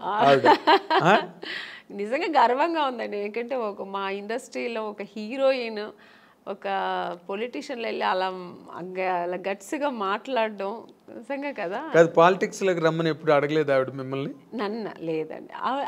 అంటే రోజా గారు నాకు బాగా క్లోజే. అంటే సౌందర్య ఫ్రెండ్షిప్ వేరు. ఇప్పుడు రోజా గారు ఎలా అంటే సెట్లో ఉన్నంత వరకు చాలా బాగా మాట్లాడారు. మీరు ఇప్పుడు కూర్చుని ఉన్నంతసేపు క్లోజ్గా ఉంటారు, తర్వాత ఇంకా వాళ్ళ పనులు వాళ్ళకి, మా పనులు మనకి, అలా ఉంటారు ఆవిడ. ఆ ఫ్రెండ్షిప్ని అలా కంటిన్యూ చేయరు అనమాట. ఇప్పుడు అదే మళ్ళీ ఇళ్ళకెళ్ళి ఫోన్లు మాట్లాడుకోవడం కానీ, ఎలా ఉన్నావు, మళ్ళీ మెసేజ్లు, ఇప్పుడంతా ఫోన్లు వచ్చాయి, మెసేజ్లు పెట్టడం కానీ నేను పెడుతూ ఉంటాను, గుడ్ మార్నింగ్ మెసేజ్లు అన్నీ. తను దానికి రిప్లై చేస్తుంటుంది తప్ప పెద్దగా తను ఇంకా అంటే ఉన్న బిజీ అలాగా ఆవిడ. అంతే కదా, చాలా బిజీ కదండి ఆవిడ పనులు చేసుకోవడానికి కూడా టైం ఉండదు. ఇంకా మాకు మెసేజ్ లేకుండా పెడుతూ కూర్చుంటారు చెప్పండి. సో అంతే కానీ ఆ ఫ్రెండ్షిప్ లేదని కాదు, టైం లేదు ఆవిడకి. ఫస్ట్ ఆఫ్ ఆల్ ఎప్పుడు బిజీ ఉంటుందండి. ఇప్పుడే కాదు, హీరోయిన్గా ఉన్నప్పుడు చూసారంటే తమిళ్లో బిజీ, తెలుగులో బిజీ, కన్నడలో సినిమాలు చేసేది రోజా గారు. ఫుల్ బిజీగానే ఉండేవారు ఆవిడ. దాని తర్వాత ఇంకా పాలిటిక్స్కి వచ్చి ఈవెంట్స్ చేసేవారు, ఎప్పుడు బిజీగా ఉంటారండి. అవును. అంటే మీ ఇద్దరు మామూలుగా పాలిటిక్స్ గురించి మాట్లాడుకోవడం అలాంటివి ఏమి ఉండవు? లేదు, నాకు అసలు పాలిటిక్స్ అంత నాలెడ్జ్ లేదు, నాకేం తెలీదు. ఊరికే చూస్తుంటాను అంతే. ఎవరు రోజా గారు అలా మాట్లాడుతున్నప్పుడు మీరు విని ఏంటి అలా మాట్లాడుతున్నావు ఏంటి అసలు అండం గట్ట అంటే అలా మాట్లాడాలేమో మరి, అది నాకు తెలీదు మరి. అంటే పాలిటిక్స్కి వెళ్తే అలా ఉండాలేమో, ఫైర్ బ్రాండ్ అలా లేకపోతే ఇంకా అదే. ఇప్పుడు మన సినిమాలో మనం నటించడం ఎలాగో అలాగా అలా మాట్లాడడం అదొక నటన. ఎగ్జాక్ట్లీ, అదొక పాత్ర పోషణ. నటన అనడం కన్నా అదొక క్యారెక్టర్, దాన్ని పోషించాలి అక్కడ. అయితే మీ కెరీర్లో ఫస్ట్ ఇన్నింగ్స్ అంతా బాగా సక్సెస్ఫుల్గా ఉన్నారు, సెకండ్ ఇన్నింగ్స్లో కూడా కంఫర్టబుల్గా ఉన్నారు. మీకంటూ అసంతృప్తులు ఏం లేవండి కెరీర్లో ఇన్ జనరల్గా? అంటే మనిషి అన్న వాళ్ళకి మనం ఎంత సక్సెస్ఫుల్గా ఉన్న కెరీర్లో కొన్ని ఎక్కడో తెలియని పాయింట్లో కొన్ని డిసాటిస్ఫాక్షన్స్ అలా మిగిలిపోతాయి. అలాంటివి ఏమైనా ఉన్నాయా? లేదు, ఐఎమ్ హ్యాపీ అండి, ఐఎమ్ కంప్లీట్లీ హ్యాపీ. నేను హీరోయిన్ అవ్వాలనుకున్నా, అయ్యాను. నేను అనుకోకున్న పాత్రలన్నీ నేను చేశాను. ఇప్పటికీ శుభలగ్నం అంటే శుభలగ్నం, మావి చిగురు, శుభ సంకల్పం, మిస్టర్ పెళ్ళాం, ఇలాంటి సినిమాలన్నీ చేస్తానని నేను ఎప్పుడు లైఫ్లో అనుకోలే. మామూలుగా హీరోయిన్స్ అంటే ఏంటి, 4 సాంగ్స్ ఉంటాయి, హీరో పక్కన రెయిన్ సాంగ్ ఒకటి ఉంటుంది, స్విమ్ సూట్ ఒకటి ఉంటుంది, సీషోర్ సాంగ్ ఒకటి ఉంటుంది, మళ్ళీ ఏదో రొమాన్స్ ఉంటుంది, ఇలాగే అనుకుంటాం కదా. అలా కాకుండా ఇప్పుడున్న జనరేషన్ కూడా, మేడం మీరు ఆ సినిమా చేశారు కదా, చాలా బాగుంటుంది మేడం, మొగుడిని నమ్మేస్తారు కదా, శుభలగ్నం మేడం, క్లాసిక్స్ కదా అవి, క్లాసిక్స్, మిస్టర్ పెళ్ళాం, ఇలాంటి సినిమాలు కమల్ హాసన్ గారు చేశారు కదండి. మొన్న ఎప్పుడు చెన్నైలో షాపింగ్ వెళ్ళానండి. ఆ షాపింగ్ ఓనర్ వచ్చి తెలుగు ఆయన. ఫస్ట్ నేను ఏదో మేకప్ థింగ్స్ వెతుకుతున్నాను, మీరు మేకప్ ఆర్టిస్ట్ అండి అన్నారు. అండ్ నేను మామూలు వితౌట్ మేకప్లో వెళ్ళాను. నేను మేకప్ ఆర్టిస్ట్ కాదండి, నాకు మేకప్ థింగ్స్ అంటే. తర్వాత ఆయన కొంచెంసేపు అయిన తర్వాత, కాసేపు తర్వాత ఆయన గుర్తుపెట్టాడు, మీరు ఆమ్ని గారు కదండి. బాబాయ్ ఏంటండి ఇలా సన్నబడిపోయారు అన్నారు. సన్నగా ఉంటేనే అండి మళ్ళీ ఛాన్స్ దొరుకుతాయి, లేదంటే దొరకదు, లావ్ అయిపోతే ఎలాగా అన్నాను. అప్పుడు అన్నారు, మేడం మీరు అసలు మిస్టర్ పెళ్ళాం ఏం యాక్టింగ్ అండి అంటే, కొంతమందికి మిస్టర్ పెళ్ళాం నచ్చుతుంది, కొంతమందికి శుభలగ్నం నచ్చుతుంది. అలా డిఫరెంట్ రోల్స్ నేను చేసే అవకాశాలు నాకు. సో ఎక్కడ అసంతృప్తి అన్నది ఎక్కడ లేదు. అంటే అసంతృప్తి అంటే అది చేద్దాం అనుకుని నేను చేయలేపాను, లేకపోతే ఒకరితో చేద్దాం అనుకుని ఆ కాంబినేషన్ ఇప్పటికీ ఉందండి అది అసంతృప్తి. ఇప్పుడు మన శ్రీదేవి గారు చేశారు దాన్ని, మన మీండం కోకిల, అది వసంత కోకిల, ఆ క్యారెక్టర్ నాకు చేయాలని ఉంది, మిగిలిపోయింది కదా. ఇప్పుడు మళ్ళీ చేయలేము ఆ క్యారెక్టర్ చేయాలంటే. అవును, ఆ స్టేజ్ ఆ ఏజ్ దాటిపోయింది. అవును, అది అలాంటి సినిమా. అలాగే ఇప్పుడు రీసెంట్గా మనం బాహుబలిలో మన రమ్యకృష్ణ గారు అసలు ఎక్సలెంట్ క్యారెక్టర్ కదా అది. సో అలాంటి క్యారెక్టర్లతో దొరికితే నేను చేయాలి అనిపిస్తుంటుంది. ఆర్టిస్ట్కి ఎప్పుడు అసంతృప్తి, తృప్తి అనేది ఉండదు. ఈ క్యారెక్టర్ నేను చేయాలి, ఆ క్యారెక్టర్ నేను చేయాలి, అన్నీ నేనే చేయాలి, కామన్ గా ఉండే తప్ప బట్ నేను అనుకోని క్యారెక్టర్స్ కూడా నేను చేశాను కదా. అవునా? అది ఇప్పుడు శుభలగ్నం అని నేను అనుకోలేదు, ఊహించిన క్యారెక్టర్స్ అవన్నీ. సో ఒక పక్కన ఆ సంతోషం కూడా ఉంది. కానీ మీరు అంతమందితో చేశారు కానీ ఒక్కళ్ళతో మిస్ అయ్యారు. తెలుసండి మీరు ఎవరిని అడుగుతున్నారని. ఎవరు చెప్పండి? మా మెగాస్టార్ చిరంజీవి గారు. అదొక్క అసంతృప్తి ఉందండి, ఆర్టిస్ట్గా అదొక్కటి ఉంది. ఎందుకంటే ఆ టైంలో ఆయనతో చేయడానికి అవకాశం రాని హీరోయిన్ మీరు ఒక్కరే. సౌందర్య చేసింది వచ్చిందా? వచ్చిందండి, నాకు అవకాశం రాలేదు. నేను ఎప్పుడు ఆయన్ని జపిస్తూ ఉండేదాన్ని కదా, ఎలా దేవుడిని జపించేదాన్నో అలాగా. నేను చిన్నప్పుడు స్కూల్కి వెళ్ళే టైంలో ఆయన మన రాధా గారి సినిమాలు, విజయశాంతి గారు పక్కన చేసే సినిమాలని ఎక్కువ చూసేదాన్ని. నాకు అక్కడే నేను చిరంజీవి గారు ఫ్యాన్ అయ్యాను. అసలు ఆ చిరంజీవి గారు అంటే ఇంకా పిచ్చి. సినిమా ఎంత పిచ్చో అంతే పిచ్చి నాకు చిరంజీవి గారు అంటే. ఇంకా నేను నా రొమాన్స్, నేను సాంగ్ ఏదో నేను డ్రీమ్లో ఇలా ఊహిస్తున్నంటే అది చిరంజీవి గారు పక్కన హీరోయిన్ తీసి మీరు వెళ్ళిపోతారు. నేను వెళ్ళిపోయేదాన్ని అనమాట. ఇలా నేను అక్కడ చేస్తే ఎలా ఉంటుందని అలా వెళ్ళిపోయేదాన్ని. సో అలా ఒక డ్రీమ్ నాకు ఉండేదన్నమాట. అది నాకు నిజమైంది కూడా. నాకు నిజంగా దొరుకుతుంది అనుకోలేదు. బట్ నాకు ఆఫ్టర్ శుభలగ్నం రిక్షావాడు సినిమా, ఆ సినిమాకి నేను ఫస్ట్ అడిగారు అనమాట, డేట్స్ కూడా తీసుకున్నారు. మళ్ళీ ఒక షూట్కి వెళ్ళా ఇంకా 15 days ఉన్నప్పుడు నేను చిరంజీవి గారితో మాట్లాడాను కూడా. నేను ఆ టైంలో షూట్కి వెళ్తున్నా అన్నీ తెలుసు, సౌందర్యకి తెలుసు. సౌందర్య కూడా చాలా హ్యాపీ, ఎందుకంటే సౌందర్య కూడా ఉంది ఆ సినిమాలో. నేను సౌందర్య ఇద్దరు చాలా హ్యాపీ. మేము మన ఇద్దరు మళ్ళీ కలిసి చేస్తున్నామే అని. నేను బెంగళూరు షూట్కి వెళ్తే తను ఫోన్ చేసింది నాకు. ఆఫ్టర్ 15 days తర్వాత 1 week తర్వాత ఏమైందో తెలియదండి. నగ్మా గారు అని ఇది ఫోటో దీంట్లో చూసా, ఏదో ఒక పత్రికలో చూసాను. తర్వాత మా మేనేజర్ చెప్పారు, లేదమ్మా ఇలాగా మనం లేదు ఏమంటే డైరెక్టర్ చేంజ్ అయ్యారు అక్కడ. కోదండరామరెడ్డి గారు చేయాల్సిన సినిమా కోదండరామకృష్ణ గారు ఎవరు చేశారు. కోదండరామరెడ్డి గారు భార్గవ ఆర్ట్స్కి వెళ్ళారు, మాతో పెట్టుకోక సినిమా. అప్పుడు షఫల్ అయ్యారు. షఫల్ అయ్యేప్పటికి అక్కడ ఏం జరిగిందో తెలీదు, నిజం నాకు తెలియదు, దేవుడికే తెలుసు. నేను మారాను అనమాట.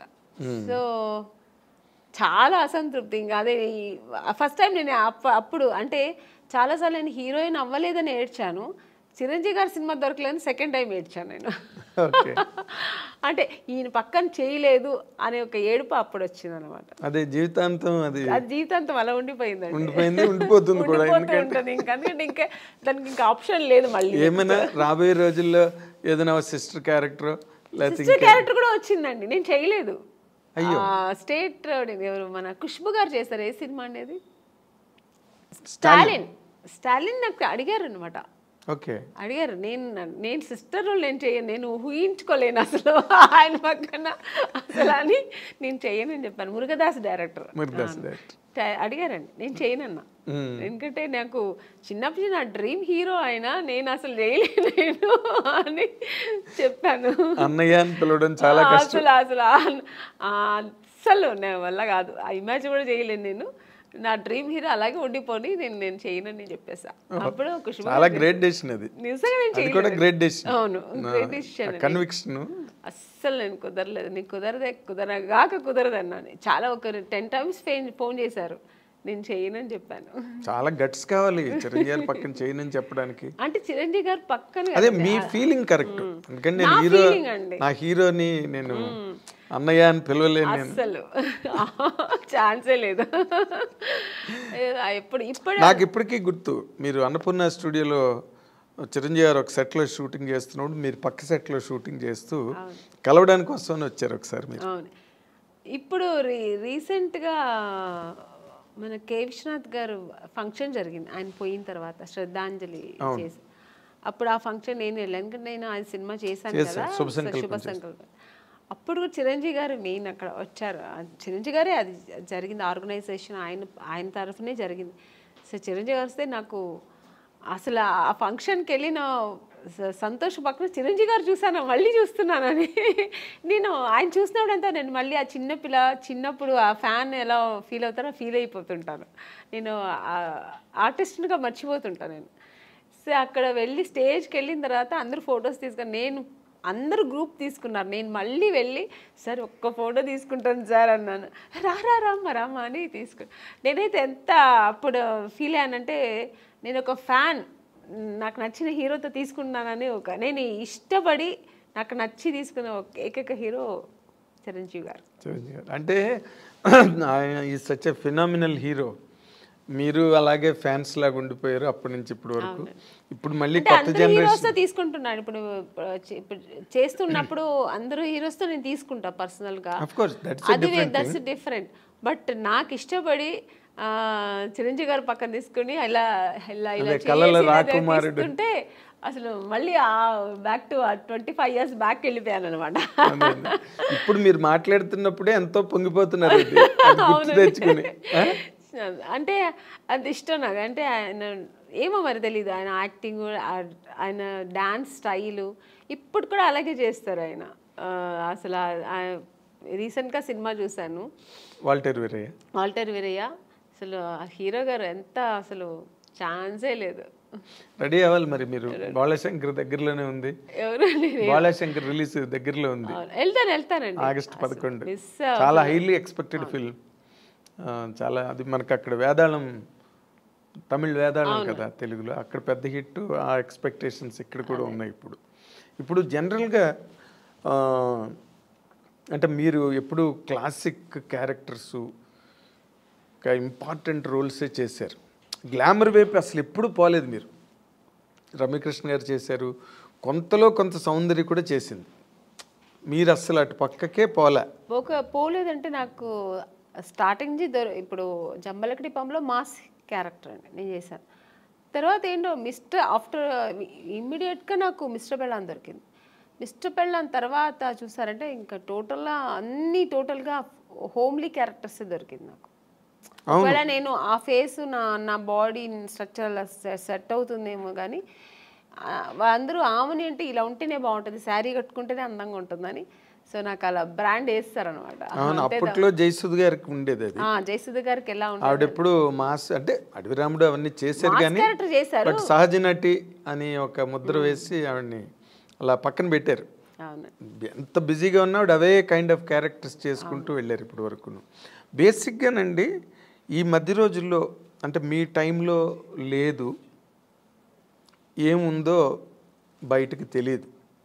బట్ ఈ రోజుల్లో ఈ కాస్టింగ్ కోచ్ అని మీరు ఒక సీనియర్ యాక్ట్రెస్గా, ఒక సక్సెస్ఫుల్ హీరోయిన్గా, ఒక డిగ్నిటీ అవన్నీ నిలబెట్టుకుని ఇన్నాళ్ళు ఇండస్ట్రీలో కంటిన్యూ అయిన ఒక స్టార్గా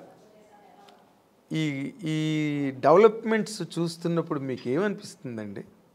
అంటే ఈ ప్రజెంట్ హీరోయిన్స్ ఫేస్ చేసే ఇష్యూస్ కానీ, లేకపోతే ఇండస్ట్రీలో వచ్చిన మార్పులు కానీ. అంటే హీరోయిన్ ఇప్పుడు ఫేస్ చేస్తున్న ఇది సావిత్రి గారి టైంలో నుంచి ఉందండి. ఓకే, ఇప్పుడు మీరు చెప్పేది ఏంటంటే హీరోయిన్స్ డిఫరెంట్ ప్రాబ్లమ్స్ ఫేస్ చేయాల్సి వస్తుందని. ఆ ప్రాబ్లమ్స్ హీరోస్కి లేదు, హీరోయిన్స్కి మాత్రమే ఉంది. అదే కదా చెప్తారు మీరు. అది ఇప్పుడు కాదండి, అప్పుడు ఉన్న హీరోయిన్స్ దగ్గర నుంచి ఉంది. కాకపోతే అప్పుడు సోషల్ మీడియా, ఈ పబ్లిసిటీ ఇవన్నీ లేదు కాబట్టి తెలీదు. ఇప్పుడు అన్నీ చిన్న విషయం కూడా ఇప్పుడు ఎలకపోయిందంటే పూలే పోయిందని ఇప్పుడు అంత ఎక్స్ప్లోర్ చేస్తున్నారు. చిన్న విషయాన్ని ఏమీ లేకుండా దాన్ని ఒక పెద్ద ఇష్యూలాగా చూపిస్తున్నారు. అంతే తప్ప ఎప్పుడు లేదండి ప్రాబ్లమ్స్ హీరోయిన్స్కి, ఉంటూనే ఉంది. కానీ మనం చూస్ చేసుకోవాలి. హీరోయిన్స్గా అందరూ కష్టపడే వస్తారండి. ఎవరు వచ్చిన వెంటనే హీరోయిన్ ఎవ్వరు అవ్వలేరు. అంటే చేసిన ఆ హీరోయిన్స్ వాళ్ళకే తెలుసు. ఎవరికైనా ఆ వెనకాల ఒక కథ ఉంటుంది, వాళ్ళ బ్యాక్గ్రౌండ్ ఉంటుంది, వాళ్ళు ఏం కష్టపడ్డారు, ఎలా వచ్చారనేది ఉంటుంది. కానీ ఇప్పుడు మనం చూస్ చేసుకోవాలి. రెండు ఉంటుంది, మంచి ఉంటుంది, చెడు ఉంటుంది. మీరు ఏ ప్రొఫెషనల్ తీసుకోండి, ఏ జాబ్లో తీసుకోండి, మీకు ఉంటుంది మంచి చెడు. దాన్ని మనం తీసుకునే రీతి, మనం తీసుకోవాల్సిన ఇది మంచి ఇలా వెళ్ళాలి అనేది మన చేతుల్లో ఉంది. అంతే.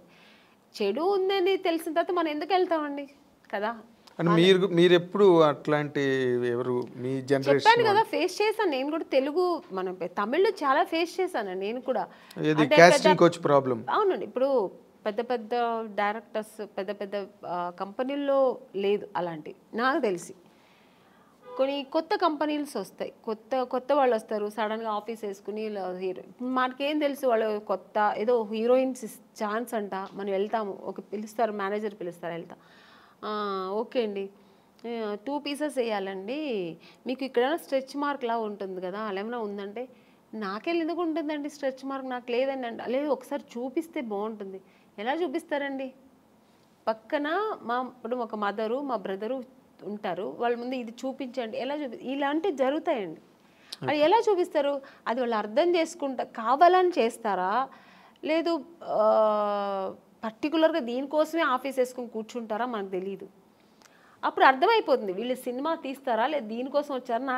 మనకు ఎక్స్పీరియన్స్ కదా. ఇప్పుడు ఒక 4-5 కంపెనీ వెళ్తే ఇప్పుడు అక్కడ ఎలా జరిగింది, ఇప్పుడు ఒక పెద్ద కంపెనీకి వెళ్తే వాళ్ళు ఏం అడుగుతారు, కొంచెం డ్యాన్స్ చేసి చూపించమ్మా, ఒక యాక్టింగ్ చూపించు, ఎమోషనల్గా చేయి, ఇప్పుడు ఒక హీరోయిన్తో మాట్లాడాలి, ఈ డైలాగ్ ఇస్తారు, ఇది ఎలా మాట్లాడతాం, ఇలా అడుగుతారు. అది మనకు సినిమాకు సంబంధించింది మాత్రమే వాళ్ళు అడుగుతారు. స్ట్రెచ్ మార్క్ చూడాలి, మీకు ఇక్కడ ఏమైనా బ్లాక్ ఉంటుందా, మొన్న ఒక హీరోయిన్ అలాగ వచ్చారు, మేము చూడకుండా వేసుకున్నాం, చూసిన తర్వాత స్పాట్లో చూసాము, మీరు కొంచెం బట్టలు ఇప్పి చూపించండి. ఇలాంటివి కొన్ని కొత్త వాళ్ళు ఉంటారండి. ఇలాంటి వేషాలు వాళ్ళు దీనికోసం వస్తారా లేదు సినిమా తీయడానికి తెలిసిపోతుంది మనకు. అప్పుడు అర్థమవుతుంది. అప్పుడు లేదు సార్ ఐఎమ్ సారీ, నేను అలా అంతా చేయలేను, నాకు స్విమ్మింగ్ నాకు అసలే తెలియదు, నేను అలాంటి క్యారెక్టర్ కూడా నాకు వద్దని చెప్పి లేచి రావడం అంతే మన పద్ధతి. ఓకే చూపిస్తాను అనేది అది వాళ్ళ ఇష్టం అండి. అది ఎవరిని మేము తప్పు అనట్లేదు, వాళ్ళకి ఇష్టపడి ఓకే నేను దేనికైనా ఓకే నేను చూపిస్తాను అనేది వాళ్ళ మనసు దాన్ని బట్టి ఉంటుంది.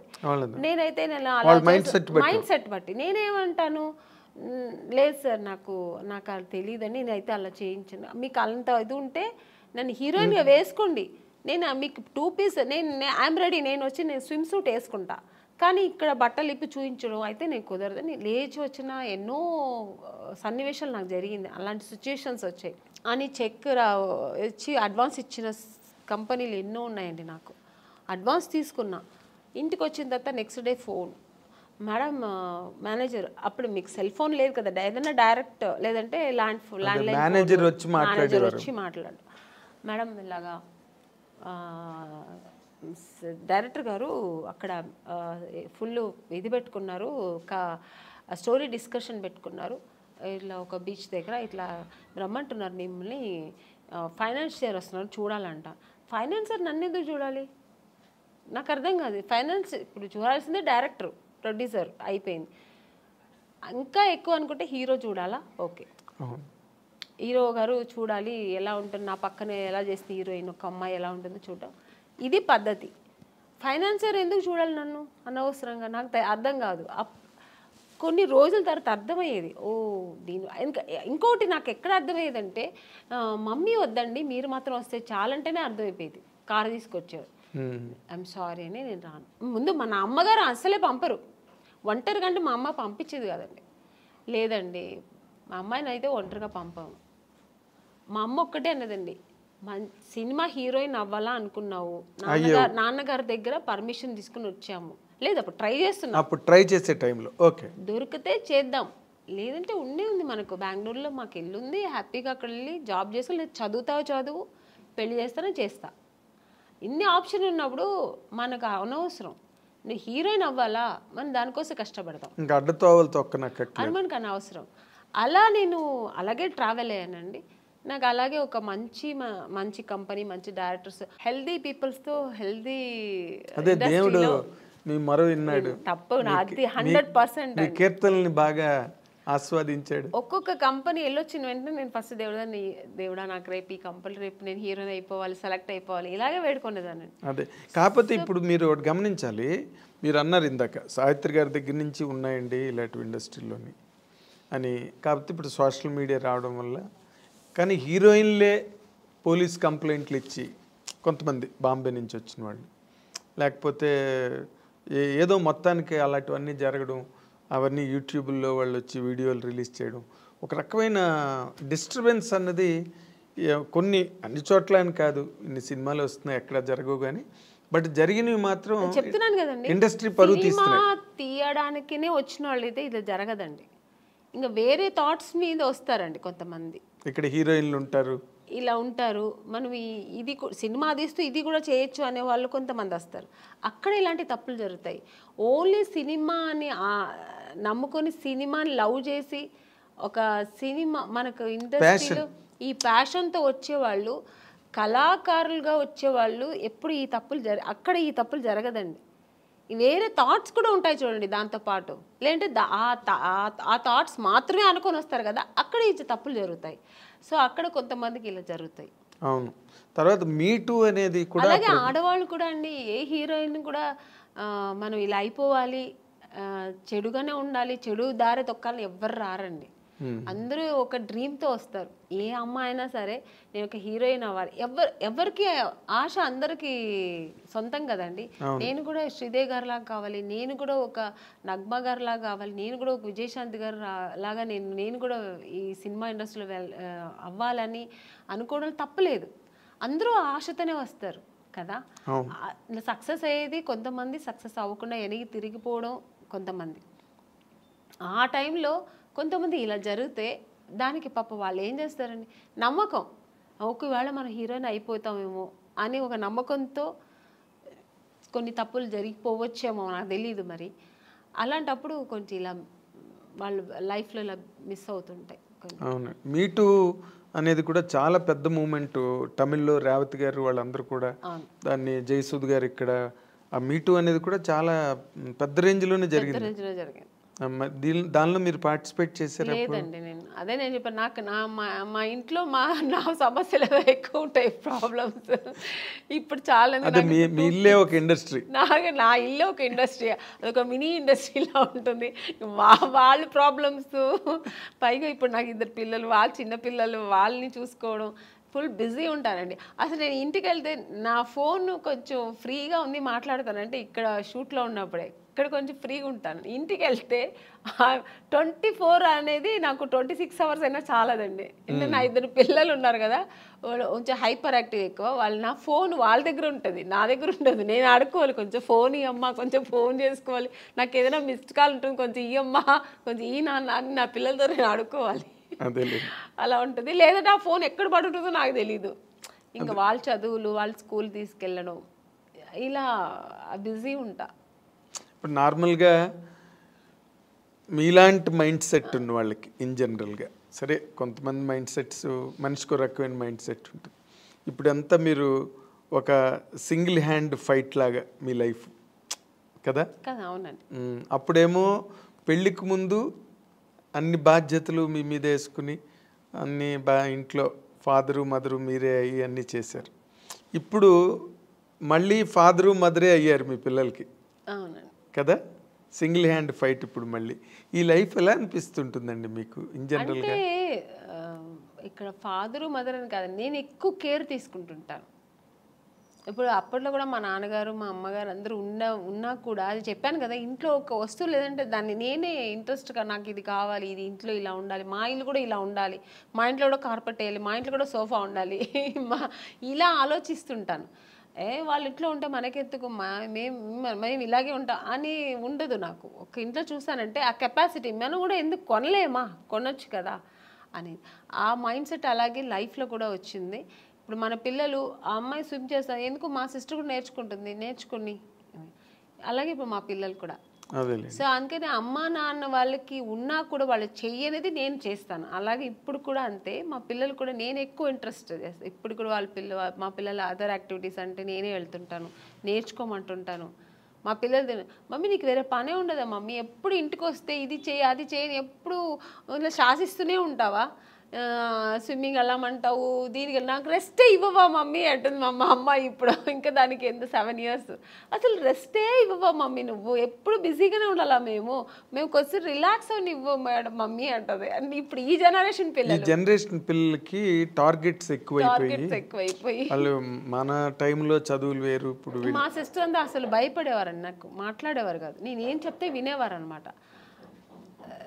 5 o'clock లేవా, ఓకే అమ్మ అక్క లేస్తున్నాను అక్క అంతే.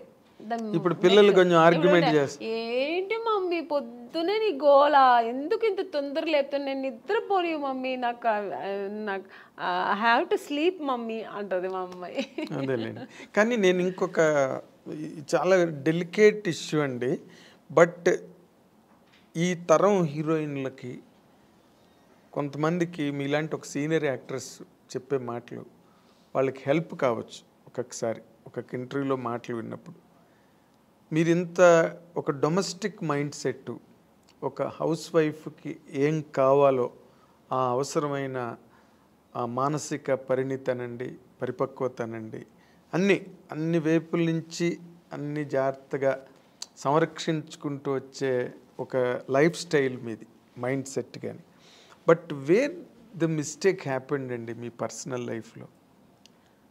నాకేం మిస్టేక్ ఏం జరగలేదండి. మిస్టేక్ ఏముంది, మిస్టేక్ అంటే ఇప్పుడు హీరోయిన్గా ఉన్నాను, కొన్ని అదే హీరోయిన్ అవ్వడానికి ఏం ఫేస్ చేయాలో చేశాను, హీరోయిన్ అయ్యాను. అంటే ఫేస్ చేశానంటే ఎక్స్పీరియన్స్ అయింది తప్ప ఇలా ఉండాలి, ఓకే ఇదిగా నెగటివ్స్ లేదు, ఇలా ఓకే ఇది ఉందా, నెగటివ్ ఉందా మనకొద్దు, ఓకే దూరంగా ఉందాం, ఓకే నెక్స్ట్ మంచి జరిగింది, హీరోయిన్ అయ్యాను. పెద్ద డైరెక్టర్ గంగేమ్రన్ గారు, ఇక్కడ తెలుగులో ఈవి సత్యనారాయణ గారు, చేశాను. ఓకే ఐ లక్ దేవుడు, గాడ్ గ్రేస్. అలాగే ఇంకా మ్యారేజ్ లైఫ్లో కూడా ఒక మ్యారేజ్ చేసుకున్నాను, నాకేం పెద్ద టెన్షన్స్ లేదు.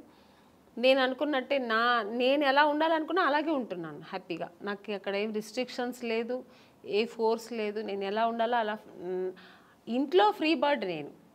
కానీ చాలా విచిత్రమైన విషయం, అందరూ విచిత్రంగా ఆమన్ గారి విషయంలో ఫీల్ అయ్యేది, మీరు చాలా దైవభక్తురాలు, సంప్రదాయవాది, అసలు 16 అణాల హిందూ అమ్మాయి, ముస్లిం పర్సన్ని ఎలా చేసుకోవడం అన్నది అసలు సంథింగ్. అంటే నాకు మతాల మీద నమ్మకం లేదండి. నాకు రిలీజియన్ అనేది ఏం లేదు, ఆడ మగ అంతే. అంటే ఇప్పుడు నేను పెరుమాళ్ బాలాజీని ముక్తా అంటే అది నా ఇంట్రెస్ట్, నాకు అది ఇష్టం. అందుకని అల్లా ముక్తున్న తప్ప నేను అనట్లేదు, జీసస్ ముక్త తప్ప అనట్లేదు. జీసస్ నాకు ఇష్టమైతే నేను ఇప్పుడు నాకు కూర్చున్నప్పుడు చర్చికి వెళ్ళాలి అనిపిస్తే వెళ్తాను. అలాగా నాకు చర్చికి వెళ్ళే వాళ్ళు చాలా మంది అలాగే నాకు ఫ్రెండ్స్ కోసం కూడా రిలీజియన్ మతాల మీద పెద్ద ఇదేం లేదు నాకు. సో అందుకని నాకు ఆ ప్రాబ్లమ్స్ లేదు. కానీ నాకు ఇష్టం పూజలు చేయడం, ధ్యానం చేయడం, మంత్రాలు చదవడం, ఇవి నాకు ఇంట్రెస్ట్, అది నేను చేసుకుంటా. అందుకని వేరే వాళ్ళ మీద నువ్వు ఇలాగే చేయాలి, ఇదే నమ్మండి, ఇది చేయండి అని నేను ఎవరిని ఫోర్స్ చేయను. వాళ్ళు చేస్తున్నది కూడా నేను తప్పని నేను అన్నాను. అదే రుద్దరు మీ అభిప్రాయం ఎదుటి వాళ్ళ మీద రుద్దను. వాళ్ళు చేస్తున్న అంటే మీ మదర్ వైపు నుంచి కానీ ఎప్పుడు అపోజిషన్ రాలేదా? నాకు ఏది ఇష్టమో ఎవరు నన్ను ఎప్పుడు ఏమనలేదండి. మా అమ్మగారు ఒక్కటే, నువ్వు ఎవరైనా పెళ్లి చేసుకో, ఎలాగైనా చేసుకో, ఎలా అయినా ఉండు, సినిమా ఇండస్ట్రీని వదలద్దు. ఎందుకంటే అమ్మ నేను ఎంత కష్టపడ్డానో నాతో పాటు అమ్మ కష్టపడింది. అవును, ఎక్కడా కూడా అమ్మ నన్ను కష్టపడనివ్వకుండా ఆవిడ కష్టాలు అనుభవించేనా నన్ను హీరోయిన్ చేసింది. అలాంటి ఒక ఇండస్ట్రీని ఈ హీరోయిన్ అవ్వడానికి నువ్వు ఎన్ని కష్టాలు పడ్డావు, అలాంటి ఒక ఇండస్ట్రీని వదలొద్దు. నువ్వు ఇష్టపడి వచ్చావు, ఆ కళామ తల్లి నిన్ను అనుకుని నీకు ఇచ్చింది, ఆ కళామ లైఫ్ లాంగ్ కొనసాగించు. నాతోనే ఉన్నారు ఇప్పటికీ. మీరు ఇంటికి ఎప్పుడైనా సడన్గా వెళ్తే కూడా నేను చెప్పట్లేదు, ఎప్పుడు సడన్గా వెళ్తే మా అమ్మ ఒక టీవీ ఉంటుందండి ఎప్పుడు ఆవిడ ఇప్పుడు రిలాక్స్ అయిపోయింది కదా, ఎప్పుడు ఆ టీవీలో ఆమెని సినిమా, ఆమెని ఇంటర్వ్యూ, ఆమెని సాంగ్స్ ఇదే పోతుంటుంది అంతే. ఆవిడ అది నేను అంటే నీకేమైనా పిచ్చి పట్టిందమ్మా, ఎప్పుడు నాదే చూస్తున్నా, నాకు విని నాకు విసిగెత్తింది, వేరే ఏదైనా పెట్టమ్మా అంటే అలా అమ్మ చాలా ఇష్టపడుతుంది, ఆ ఫీల్డ్ని ఇష్టపడుతుంది. నేను చేయడం అనేది ఆవిడకి అంతకంటే ఇష్టం. సో అందుకని నన్ను ఎప్పుడు అమ్మ నేను షూటింగ్ వెళ్తానంటే నాకంటే ఎక్కువ సంతోషపడేది మా అమ్మాయి ఇప్పటికీ. అంటే మీరు ఈ షూటింగ్ వెళ్తున్నావమ్మా, ఓకే ఓకే అంటారు. అదే ఆనందం, బికాజ్ మీరు పడ్డ కష్టానికి దొరికింది అంత సక్సెస్ దొరికింది. ఆ సక్సెస్ ఇప్పుడు అలాగే ఉండాలి, ఆ ఇండస్ట్రీని వదలొద్దు అంటుంది అమ్మ. ఎగ్జాక్ట్లీ. అంటే ఇప్పుడు మీరు ముస్లిం పర్సన్ చేసుకున్న కారణంగా ముస్లిం మతం తీసుకోవడం అలాంటివి ఏం చేయలేదా మీరు? ఏమీ లేదండి. నేను ఎలా మైసెల్ఫ్ నేను ఎలా ఉన్నాను అలాగే ఉన్నాను, అలాగే ఉంటూ ఉంటాను. నాకు ఏది అలాంటి ఒక ప్రాబ్లమ్స్ ఏమీ లేదు, ఎప్పుడు లేదు, ఇప్పుడు లేదు, ఎప్పుడు లేదు. ఎందుకంటే చాలా మంది వెంటనే ముస్లిం మతం తీసుకుని, అంటే ముస్లిం అని కదా, ఏ మతం వాళ్ళని చేసుకుంటే నేను అలా ఉంటే అసలు నాకు అలాంటి కాంట్రవర్సీ నాకు ఫస్ట్ ఆఫ్ ఆల్ నచ్చదు. ఇలా ఉంటేనే అలాగా ఫోర్స్ అసలే నచ్చదు నాకు. నాకు ఎప్పుడు నాకని కొన్ని ఎథిక్స్, కొన్ని ఫ్రీడమ్స్ ఉంటాయి. అది ఏ విషయంలో అయినా, ఇది ఒక మ్యారేజ్ అనే కాదండి, పిల్లల విషయంలో కూడా అంతే. ఇప్పుడు నేను పూజ చేస్తున్నా అంటే నన్ను డిస్టర్బ్ చేయకూడదు 1 hour. నా పిల్లలైనా సరే నేను నెమ్మదిగా నేను అనుకున్న పూజ నేను జరిపించేయాలి, అలా అలా అనుకుంటాను. అది నాకు జరగాలంతే. సో ఇప్పుడు ఈ ఇంత లాంగ్ స్ట్రెచ్ ఆఫ్ లైఫ్, అవతల కెరీరు, ఫ్యామిలీ లైఫ్, ఇవన్నీ కూడా ఇప్పుడు ఒకవేళ ఫ్యామిలీ లైఫ్లో ఏదైనా వచ్చిన డిస్టర్బెన్సెస్ని కూడా మీరు అన్నిటినీ ఓవర్కమ్ చేసే మెంటల్గా బాగా సెట్ అయి ఉన్నారండి, లేకపోతే స్టిల్ యూ ఫీల్ ఫస్ట్? ఏమీ లేదు, నాకు అసలు ఏ ప్రాబ్లమ్స్ లేదు మెంటలీగా కానీ, నాకు అసలు ఆ మానసిక ప్రాబ్లం ఏమీ లేదండి. హ్యాపీగా ఉన్నా, ఐఎమ్ వెరీ హ్యాపీ.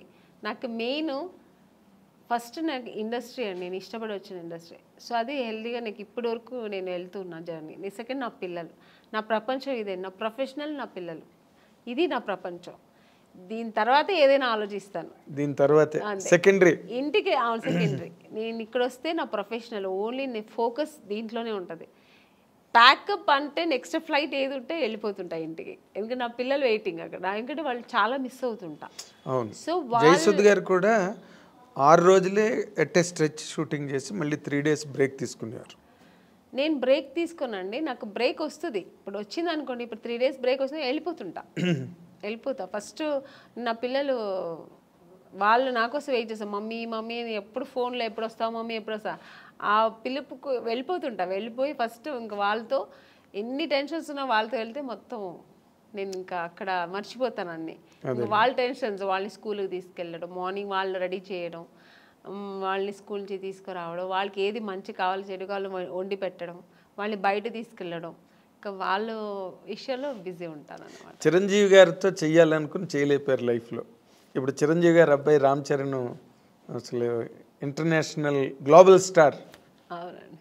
రామ్ చరణ్తో చేసే అవకాశం ఏమైనా ఉందా మీరు? ఇప్పుడు లేదు, వస్తే మాత్రం చేస్తానండి హ్యాపీగా. అదే రామ్ చరణ్ తర్వాత ఇప్పుడు ఈ younger generation heroes junior NTR గారు కానీ, మహేష్ బాబు కానీ, అవకాశాలు ఏమైనా వచ్చాయా మీకు ఇప్పటి వరకు? మహేష్ బాబు గారు సినిమా చేశాను రీసెంట్గా, ఇంకెవరితో చేయ అవకాశం రాలే, వస్తే మాత్రం హ్యాపీగా చేస్తానండి, చాలా సంతోషంగా చేస్తాను. వాళ్ళు బాగా మీకు ఇష్టమైన హీరో ఎవరండి యంగర్ జనరేషన్లో? అందరూ ఇష్టమే, ఎక్కువ అనుకుంటే నాకు జూనియర్ ఎన్టీఆర్ గారు అంటే చాలా ఇష్టం. అవునా? ఆయన సినిమాలు బాగా చూస్తుంటా ఇప్పట్లో. అంటే ఎందుకు అంటే ఆయన కూడా బాగా డాన్స్ ఎనర్జెటిక్గా బాగా చేస్తారు. అంటే అందరూ చెయ్యరని చెప్పట్లేదు. ఇప్పుడు రామ్ చరణ్ గారు కానీ, మన మహేష్ బాబు గారు అందరూ ఇష్టమే, కానీ ఆయన సినిమాలు ఏదో కొంచెం ఎక్కువ మాస్ ఎక్కువ ఉంటుంది కొంచెం. సో అదే మాస్ హీరో అందుకని ఆయన ఫస్ట్ ఇది కూడా బిగ్ బాస్ చేసేది కూడా నేను చాలా ఇంట్రెస్ట్గా చూసాను. నేను అంత చిన్న వయసు అంత చక్కగా మాట్లాడడం అన్ని చక్కగా స్పీకర్. నెక్స్ట్ ఇప్పుడు నాగార్జున గారిది కూడా బాగుంది, బట్ జూనియర్ ఎన్టీఆర్ గారు ఫస్ట్ టైం చేశారు కదా అలాంటిది ఈవెంట్, ఆయన చేయడం ఫస్ట్ టైం కదా అది. Exactly. So very very nice Amani గారు, చాలాసేపు మా స్టూడియోకి వచ్చి చాలా చాలా విషయాలను మీరు గుర్తు చేసుకున్నారు, చెప్పారు. చాలా హ్యాపీ. మీ సెకండ్ ఇన్నింగ్స్ కూడా మంచి మంచి క్యారెక్టర్లు, మళ్ళీ ఒక 25 ఏళ్ల తర్వాత మిమ్మల్ని ఎవరైనా ఇంటర్వ్యూ చేస్తే మళ్ళీ ఈ క్యారెక్టర్లన్నీ చెప్పి మాట్లాడండి, మంచి క్యారెక్టర్స్ మీరు చేయాలని. మీకు గాడ్, మీరు నమ్మే దేవుడు అన్నీ మీకు ఇంకా బాగా ఇచ్చి హ్యాపీ లైఫ్ ఇవ్వాలని కోరుకుంటూ ఈ wish you all the very best from the I dreams side అండి. This is what our eminent actress Aamani గారు, ఆవిడ తాలూకు అనుభవాలు, లైఫ్ జర్నీ, క్యారెక్టర్స్ అన్నీ చాలా టైం తీసుకుని మనతో డిస్కస్ చేసినందుకు మన అందరి తరఫున ఆవిడకి థ్యాంక్స్ చెప్తున్నాను. Thank you for watching.